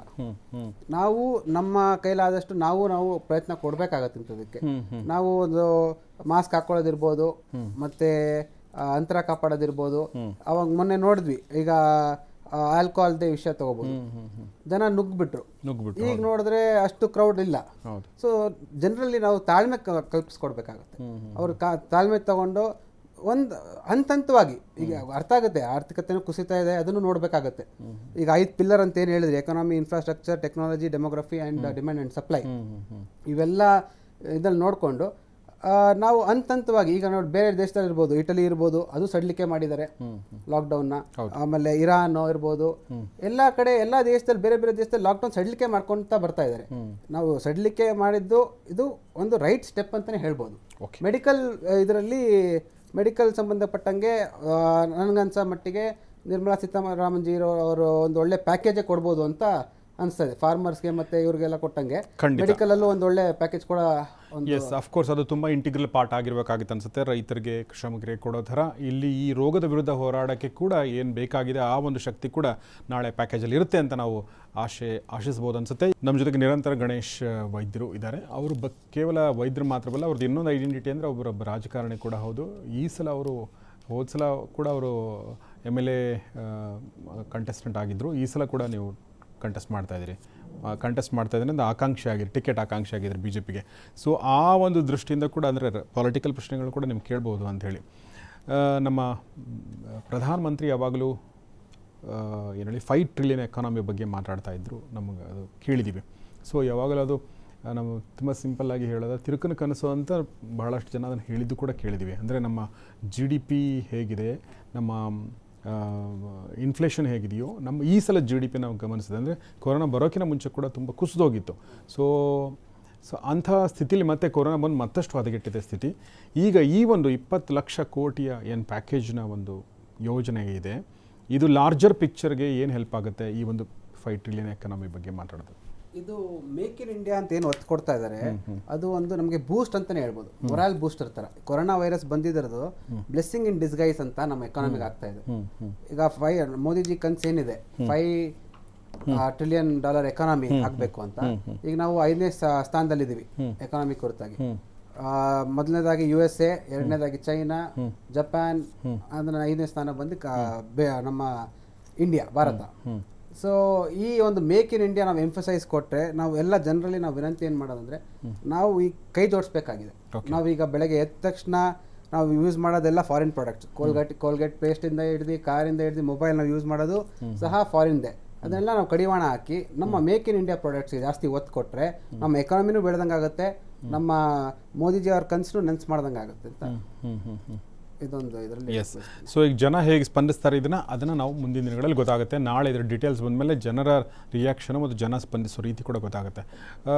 ಗಣೇಶ್ವರ, ನೀವು ಡಾಕ್ಟರ್ ಆಗಿರೋದ್ರಿಂದ ಇನ್ನೊಂದು ಪ್ರಶ್ನೆ ಕೇಳಬೇಕು ಅಂದ್ಕೊಂಡೆ. ಅಂದರೆ ಈ ಇಡೀ ಫೋರ್ ಫ್ರಂಟಲ್ಲಿರುವಂಥ ವಾರಿಯರ್ಗಳು ಅಂತಂದರೆ, ನಾವು ಕೊರೋನಾ ವಾರಿಯರ್ಸ್ ಅಂತ ಏನು ಬೇರೆ ಬೇರೆ ಸೆಗ್ಮೆಂಟಲ್ಲಿದ್ದಾರೆ ಕೊರೋನಾ ವಾರಿಯರ್ಸ್, ಬರೀ ಡಾಕ್ಟರ್ಗಳು ಮಾತ್ರ ಅಲ್ಲ, ಡಾಕ್ಟರ್ಸ್ ಇರ್ಬೋದು, ನರ್ಸಸ್ ಇರ್ಬೋದು, ಅಥವಾ ಪೊಲೀಸರು ವಾರಿಯರ್ಸ್ ಇರ್ಬೋದು, ಅಥವಾ ಸ್ವಯಂ ಸೇವಾ ಸಂಘಟನೆಗಳಿದ್ದಾರೆ, ಸುಮಾರು ಜನ ಕಾರ್ಯಕರ್ತರಿದ್ದಾರೆ, ಊಟ ಕೊಡುವಂಥವ್ರು ಇರ್ಬೋದು, ಎಲ್ಲರೂ ಕೊರೋನಾ ವಾರಿಯರ್ಸ್. ಆದರೆ ಫೋರ್ ಫ್ರಂಟಲ್ಲಿ ರೋಗಿಗಳ ಹತ್ತಿರ ಇದ್ಕೊಂಡು ಆರೈಕೆ ಮಾಡುವಂಥವ್ರು ಡಾಕ್ಟರ್ಸ್ ಮತ್ತು ನರ್ಸಸ್. ಸೊ ಈ ಕೊರೋನಾ ಎಕ್ಸ್ಪೀರಿಯನ್ಸ್ ಏನಿದೆಯಲ್ವಾ, ಇದು ಡಾಕ್ಟರ್ ಸಮುದಾಯದ ಮೇಲೆ ಹೇಗೆ ಪ್ರಭಾವ ಬೀರಿದೆ? ಇದು ಒಂದು ಎಲ್ರಿಗೂ ಹೊಸದೇ, ಡಾಕ್ಟರ್ಸ್ಗಿರ್ಬೋದು, ನರ್ಸ್ಗಳಿರ್ಬೋದು, ಅಥವಾ ಕಾಮನ್ ಮ್ಯಾನ್ಗಿರ್ಬೋದು, ಎಲ್ರಿಗೂ ಇದು ಒಂಥರ ಹೊಸ ಕಾಯಿಲೆನೆ. ಯಾರು ಈ ಥರ ಕಂಡಿರಲಿಲ್ಲ, ಯಾರು ಎಕ್ಸ್ಪೆಕ್ಟು ಮಾಡಲಿಲ್ಲ ಈ ಥರ ಒಂದು. It can be classified as a disaster. ಈಗ ಅರ್ಥಕ್ವೇಕ್ ಅಂತ ಏನು ಹೇಳಿದ್ರು ಮೋದಿಜಿ ಅವರು, ಆ ಥರನೇ ಇದೊಂಥರ ಒಂದು ಡಿಸಾಸ್ಟರ್ ಥರ. ಸೊ ಅದರಿಂದ ನಾವು ಕೊರೋನಾ ವಾರಿಯರ್ಸ್ಗೆ ನಾವು ದೊಡ್ಡ ಸೊಲ್ಯೂಟ್ ಕೊಡಬೇಕಾಯ್ತದೆ ಇಂಥ ಒಂದು ಸನ್ನಿವೇಶದಲ್ಲಿ. ಅವ್ರು ಮಾಡಿರೋ ಒಂದು ಈ ಕೆಲಸ ಇದೆಯಲ್ಲ, ಧೈರ್ಯವಾಗಿ ನಿಂತು ಯಾವುದೇ ಪೇಷಂಟ್ ಬರಲಿ ಅವ್ರಿಗೆ ಯಾರಿಗೂ ನೋವಂದಿಲ್ಲ, ಎಲ್ರಿಗೂ ಸ್ವಾಗತ ಮಾಡಿ ಅವ್ರ ಕೈಲಿ ಆದಷ್ಟು ಸಹಾಯ ಮಾಡಿ, ಅವ್ರ ಜೀವಕ್ಕೂ ಲೆಕ್ಕಿಸಲಿಲ್ಲ ಅವರು ಅಂತ ಒಂದು ಒಳ್ಳೆಯ ಶ್ಲಾಘನೀಯ ಕೆಲಸ ಮಾಡಿದ್ದಾರೆ. ಸೊ ಅದಕ್ಕೆ ನಾವು ಅಭಿನಂದಿಸಲೇಬೇಕಾಗುತ್ತೆ. ಎಲ್ರಿಗೂ ಅದು ಭಯ ಇದ್ದೇ ಇರುತ್ತೆ ಜೀವನದಲ್ಲಿ, ನಾವು ಬದುಕಬೇಕು ಅಂತ. ಯಾರು ಅದರಲ್ಲೂ ಇರುವಂಥ ಒಂದು ಕೊರೋನಾ ವಾರಿಯರ್ಸ್ಗೆ ಒಂದು ಅದೇ ರೀತಿ ನಮ್ಮ ಮೋದಿಜಿಯವರು ಕೊರೋನಾ ವಾರಿಯರ್ಸ್ಗೆ ಧೈರ್ಯ ತುಂಬಿ ಅವ್ರಿಗೆ ಅಂತ ಒಂದು ಒಳ್ಳೆ ಕ್ಲಾಪ್ಸ್ ಮಾಡಿದ್ವಿ, ಅದನಂತರ ದೀಪ ಹಚ್ಚಿದ್ವಿ, ಎಲ್ಲ ಏನೇನು ಮಾಡಬೇಕು ಇಡೀ ದೇಶದಲ್ಲಿ ಅವರೆಲ್ಲ ನಾವು ಸಪೋರ್ಟ್ ಕೊಡೋಕ್ಕೆ ಮಾಡ್ತಾನೆ ಇದ್ದೀವಿ. ಎಸ್. ಈಗ ಆರ್ಥಿಕ ತಜ್ಞರಂತ ಕೃಷ್ಣರಾಜು, ಪ್ರೊಫೆಸರ್ ಕೃಷ್ಣರಾಜು ಐಸೆಕ್ ಸಂಬಂಧಪಟ್ಟವರು, ಅವರು ನಮ್ಮೊಂದಿಗೆ ಸಂಪರ್ಕದಲ್ಲಿದ್ದಾರೆ. ಬನ್ನಿ ಅವ್ರ ಜೊತೆ ಮಾತಾಡೋಣ. ನಮಸ್ಕಾರ ಕೃಷ್ಣರಾಜು ಅವರು. ನಮಸ್ಕಾರ ಗೌರೀಶ್. ಎಸ್ ಸರ್, 20 ಲಕ್ಷ ಕೋಟಿಯ ಪ್ಯಾಕೇಜ್, ಸೊ ನಿಮ್ಮ ರಿಯಾಕ್ಷನ್ ಈ ಬಗ್ಗೆ ಸಿಂಪಲ್ ಆಗಿ? ಇದು ನಿಧಾನ ಆದ್ರೂ ಪರವಾಗಿಲ್ಲ. ಈಗ 20 ಲಕ್ಷ ಕೋಟಿ ಒಂದು ಪ್ಯಾಕೇಜ್ ಅನ್ನ, ಎಕನಾಮಿಕ್ ಪ್ಯಾಕೇಜ್ ಅನ್ನ ಘೋಷಣೆ ಮಾಡಿರೋದು ಸಂತೋಷದಾಯಕ ವಿಷಯ. ಈಗಾಗಲೇ ನಿಮ್ಗೆ ಗೊತ್ತಿರಬಹುದು, ಫಸ್ಟ್ ಇನ್ಸ್ಟಾಲ್ಮೆಂಟ್ ಅಲ್ಲಿ 1.7 lakh crores ಪ್ಯಾಕೇಜ್ ಅನ್ನು ಅನೌನ್ಸ್ ಮಾಡಿದ್ರು. ಇದು ಕಂಟಿನ್ಯೂಯೇಷನ್. ಇದರಲ್ಲಿ ನಾವು ಎಕ್ಸ್ಪೆಕ್ಟ್ ಮಾಡ್ತಿರೋದು ಆರ್ಥಿಕ ತಜ್ಞರು ಏನು ಅಂತಂದ್ರೆ ಇದು ಪ್ರಮುಖವಾಗಿ ಒಂದು ಲೈವ್ಲಿಹುಡ್ ಅನ್ನ ಬೇಸಿಕ್ ಲೈವ್ಲಿಹುಡ್ ಏನಿದೆ ಜನರಿಗೆ, ಈಗ ಲೇಬರರ್ಸ್ ಅಂತ ಮೆನ್ಷನ್ ಮಾಡಿದಾರೆ ಅವ್ರೆ, ಲೇಬರರ್ಸ್ ಮತ್ತೆ ರೈತರು ಮತ್ತೆ ಮಧ್ಯಮ ವರ್ಗದವರು, ಇವರು ಕಡು ಬಡತನದಲ್ಲಿರುವಂತಹ ನಮ್ಮ ರಾಷ್ಟ್ರದ ಜನಸಂಖ್ಯೆನಲ್ಲಿ 40% ಇದ್ದಾರೆ. ಸೊ ಅವರಿಗೆ ಉತ್ತೇಜನಕಾರಿ ಆಗೋದಕ್ಕೋಸ್ಕರ ಒಂದು 20 ಲಕ್ಷದ ಒಂದು ಪ್ಯಾಕೇಜ್ ಅನ್ನ ಘೋಷಣೆ ಮಾಡಿದ್ದಾರೆ. ಡೀಟೇಲ್ಸ್ ನಾಳೆ ಸಿಗುತ್ತೆ. ಫೈನಾನ್ಸ್ ಮಿನಿಸ್ಟರ್ ನಿರ್ಮಲಾ ಸೀತಾರಾಮನ್ ಅವರು ಅನೌನ್ಸ್ ಮಾಡ್ತಾ ಇದ್ದಾರೆ. ಆದ್ರೆ ನಾನು ಇಲ್ಲಿ ಗಮನಿಸಿದಂತ ಒಂದು ವಿಷಯ ಏನಂತಂದ್ರೆ, ಈ ಒಂದು 20 ಲಕ್ಷ ಕೋಟಿ ರೂಗಳು ಏನು ಒಂದು 10% ಆಫ್ GDP ಅನೌನ್ಸ್ ಮಾಡಿದ್ದಾರೆ. ಇದನ್ನ ಎಫೆಕ್ಟಿವ್ ಆಗಿ ಇಂಪ್ಲಿಮೆಂಟ್ ಮಾಡೋದಕ್ಕೆ ಸಾಧ್ಯ ಇದೆಯಾ ಅಂತ ನಮ್ಮ ಒಂದು ಪ್ರಶ್ನೆ ಆಗಿದೆ. ಯಾಕೆ ಸಾಧ್ಯ ಇಲ್ಲ ಅಂತಂದ್ರೆ 1.7 lakh crores ಅನ್ನ ಅನೌನ್ಸ್ ಮಾಡಿದಾಗ ಅದು ಸರಿಯಾಗಿ ಇಂಪ್ಲಿಮೆಂಟ್ ಆಗಿಲ್ಲ ಅನ್ನೋದು ಒಂದು ಪ್ರಶ್ನೆ ಎದ್ದಿತ್ತು. ಯಾಕಂತಂದ್ರೆ ನಿಮ್ಗೆ ಗೊತ್ತಿತ್ತು, ಎಲ್ಲಾ ಲೇಬರರ್ಸ್ ಮೈಗ್ರೇಟ್ ಆಗುವಾಗ ಅವ್ರ ಸಹಾಯಕ್ಕೆ ಅಮೌಂಟ್ ಎಲ್ಲ ಬರ್ಲಿಲ್ಲ, ಅವರ ಒಂದು ಅಕೌಂಟ್ಗೆ ಅಮೌಂಟ್ ಹೋಗ್ಲಿಲ್ಲ. ಇಲ್ಲಿ ನಮ್ಮಲ್ಲಿ ಏನಾಗಿದೆ, ಒಂದು ಲೇಬರರ್ಸ್ ಬಗ್ಗೆ ಒಂದು ಸರಿಯಾದ ಒಂದು ಮಾಹಿತಿಯನ್ನ ಗವರ್ಮೆಂಟ್ ಇಟ್ಕೊಂಡಿಲ್ಲ. ಈಗ ಲೇಬರರ್ಸ್ ಅಫೆಕ್ಟ್ ಆಗಿದ್ದಾರೆ ಅಂತಂದ್ರೆ ಅವ್ರ ಅಕೌಂಟ್ಗೆ ದುಡ್ಡು ಹಾಕ್ಲಿಕ್ಕೆ ವ್ಯವಸ್ಥೆ ಇಲ್ಲ. ಸೊ ಈಗ ಅವ್ರು ಮಾತಾಡ್ತಾ ಇದಾರೆ, ಟೆಕ್ನಾಲಜಿ ಇದೆ, ಮೊಬೈಲ್ ಇದೆ, ಆಧಾರ್ ಇದೆ, ಮತ್ತೆ ಇದೆಲ್ಲ ಇದೆ ಅಂತ ಅಂದ್ಬಿಟ್ಟು. ಬಟ್ ಇದೆಲ್ಲ ಇದ್ದಾಗಿ ಕೂಡ ನಾವು ಫೇಲ್ ಆಗಿದೀವಿ. ಅವ್ರಿಗೆ ಅವರ ಒಂದು ಸಂಕಷ್ಟಕ್ಕೆ ಪರಿಹಾರ ಸೂಚಕವಾಗಿ ನಾವು ಅಕೌಂಟ್ ಅನ್ನ, ಅವರ ಒಂದು ಅಮೌಂಟ್ ಅನ್ನ ಡೆಪಾಸಿಟ್ ಮಾಡ್ಲಿಕ್ಕೆ ಅವ್ರ ಅಕೌಂಟ್ಗೆ ಅಥವಾ ಸಹಾಯ ಮಾಡ್ಲಿಕ್ಕೆ ಇದಾಗಿದೆ. ಅದರಿಂದ ಇಲ್ಲಿ ಏನಾಗಿದೆ, ನಾವು ಅನೌನ್ಸ್ಮೆಂಟ್ ಮಾಡ್ತೀವಿ, ಅಲ್ಲಿ ಅಷ್ಟೊತ್ತಿಗೆ ಮರ್ತು ಬಿಡ್ತೀವಿ. ಅದನ್ನ ಎಫೆಕ್ಟಿವ್ ಆಗಿ ಇಂಪ್ಲಿಮೆಂಟೇಷನ್ ಮಾಡೋದು, ನೀವು ಹೇಳ್ತಾ ಇದ್ರಿ ಇದನ್ನ ಯಾವ ರೀತಿ ಎಫೆಕ್ಟಿವ್ ಆಗಿ ಇಂಪ್ಲಿಮೆಂಟ್ ಮಾಡೋದು ಅಂತ. ಸೊ ಅದರಿಂದ ಇಲ್ಲಿ ಗವರ್ಮೆಂಟೇ ಕೂಡ ಉದ್ಯೋಗ ಅವಕಾಶಗಳನ್ನ ಹೆಚ್ಚಿಸಬೇಕು, ಗವರ್ಮೆಂಟೇ ಕೂಡ ಸ್ಪೆಂಡ್ ಮಾಡ್ಬೇಕು. ಈಗ ಇನ್ಫ್ರಾಸ್ಟ್ರಕ್ಚರ್ ಜಾಸ್ತಿ ಕ್ರಿಯೇಟ್ ಮಾಡಬೇಕು, ಅಲ್ಲಿ ಎಂಪ್ಲಾಯ್ಮೆಂಟ್ ಆಪರ್ಚುನಿಟೀಸ್ ಜಾಸ್ತಿ ಆಗುತ್ತೆ. ಸೊ ಹಳ್ಳಿಗಾಡಿನಲ್ಲಿ ಮಹಾತ್ಮ ಗಾಂಧಿ ನರೇಗಾ ಅಂತ ಇದೆಯಲ್ಲ, ಅಲ್ಲಿ ಎಂಪ್ಲಾಯ್ಮೆಂಟ್ ಆಪರ್ಚುನಿಟೀಸ್ ಜಾಸ್ತಿ ಮಾಡ್ಬೇಕು. ಮತ್ತೆ ಓಕೆ, ಕೃಷ್ಣರಾಜ್ ಅವರೇ ಧನ್ಯವಾದ ನಮ್ಮ ಜೊತೆ ಮಾತಾಡಿದ್ದಕ್ಕಾಗಿ. ಸಂಪರ್ಕ ಕಡಿತಗೊಂಡಿದ್ದು ಸಾಕಷ್ಟು ವಿಚಾರಗಳನ್ನ ಹೇಳಿದರು. ಇಂಪ್ಲಿಮೆಂಟೇಷನ್ ಮಾಡೋದ್ರ ಬಗ್ಗೆ ಅವರು ಸಾಕಷ್ಟು ಒತ್ತು ಕೊಟ್ಟರು. ಸೊ ಆ ಇಂಪ್ಲಿಮೆಂಟೇಷನ್ ಎಲ್ಲಕ್ಕಿಂತ ಮುಖ್ಯ. ಸೊ ಇದು ಧನ್ಯವಾದ ನಿರಂತರ ಗಣೇಶ್ವರು ನಮ್ಮ ಜೊತೆ ಮಾತಾಡಿದ್ದಕ್ಕಾಗಿ ತುಂಬ ಥ್ಯಾಂಕ್ಸ್ ನಿಮಗೂ ಕೂಡ. ಸೊ ಸ್ನೇಹಿತರೆ, ಇವತ್ತಿನ ದಿಕ್ಸೂಚಿಯಲ್ಲಿ 20 ಲಕ್ಷ ಕೋಟಿಯ ಪ್ಯಾಕೇಜ್ ಬಗ್ಗೆ ಮಾತಾಡ್ತಾ ಇದ್ವಿ. ಎಲ್ಲ ವರ್ಗದ ಜನರಿಗೂ ಇದು ತಲುಪುತ್ತೆ ಅನ್ನೋ ಮಾತನ್ನು ನರೇಂದ್ರ ಮೋದಿಯವರು ಪ್ರಧಾನಿ ಹೇಳಿದ್ದಾರೆ. ಅದರ ವಿವರಣೆಗಳು ನಾಳೆ ಸಿಗುತ್ತೆ ಅನ್ನೋ ಮಾತನ್ನು ಹೇಳಿದ್ದಾರೆ. ಇಲ್ಲಿ ಸ್ವಾವಲಂಬನೆಯ ಮಂತ್ರವನ್ನು ಅವರು ಜಪಿಸಿದ್ದಾರೆ, ಅದನ್ನು ತುಂಬ ಸ್ಪಷ್ಟ ಮಾತುಗಳಲ್ಲಿ ಹೇಳಿದ್ದಾರೆ. ಜೊತೆಗೆ ಕೊರೋನಾ ಲಾಕ್ಡೌನ್ ಬಗ್ಗೆ, ಅದು 18 ತಾರೀಕಿನ ಒಳಗಡೆ, ಈ ಒಂದು ಅವಧಿಯ ಲಾಕ್ಡೌನ್ ಮುಗಿಯೋದ್ರ ಒಳಗಡೆ ಅದ್ರ ಬಗ್ಗೆ ಸ್ಪಷ್ಟ ಮಾಹಿತಿ ಸಿಗುತ್ತೆ. ಲಾಕ್ಡೌನ್ ಮುಂದುವರಿಯಲಿದೆ, ಅದರ ಹೊಸ ರೂಪದಲ್ಲಿ ಹೊಸ ಷರತ್ತುಗಳೊಂದಿಗೆ ಅನ್ನೋ ಮಾತನ್ನು ಹೇಳಿದ್ದಾರೆ. ಇವತ್ತಿನ ತುಂಬ ಮುಖ್ಯವಾದ ಸುದ್ದಿ ಅಂದರೆ 20 ಲಕ್ಷ ಕೋಟಿಯ ಪ್ಯಾಕೇಜ್, ಅದರ ವಿವರಗಳು ತುಂಬ ಇಂಪಾರ್ಟೆಂಟ್. ಸೊ ನಾಳೆ ಆ ವಿವರಗಳು ಬರುತ್ತೆ. ಇದು ಎಲ್ಲ ವಲಯಕ್ಕೂ ಇದು ಸಲ್ಲಲಿ ಅನ್ನೋದು ನಮ್ಮ ಆಶಯ, ಮತ್ತು ಇದು ಎಫೆಕ್ಟಿವ್ ಆಗಿ ಇಂಪ್ಲಿಮೆಂಟ್ ಆಗಲಿ ಅನ್ನೋದು ನಮ್ಮ ಆಶಯ. ಅದು ಹಾಗಾಗುತ್ತೆ ಅಂತ ನಿರೀಕ್ಷೆ ಮಾಡ್ತಾ ಈ ಒಂದು ದಿಕ್ಸೂಚನೆ ಮುಗಿಸ್ತಾ ಇದ್ದೀನಿ. ನೋಡ್ತಾ ಇರಿ TV5, ಇದು ವಾಸ್ತವದ ಪ್ರತಿರೂಪ.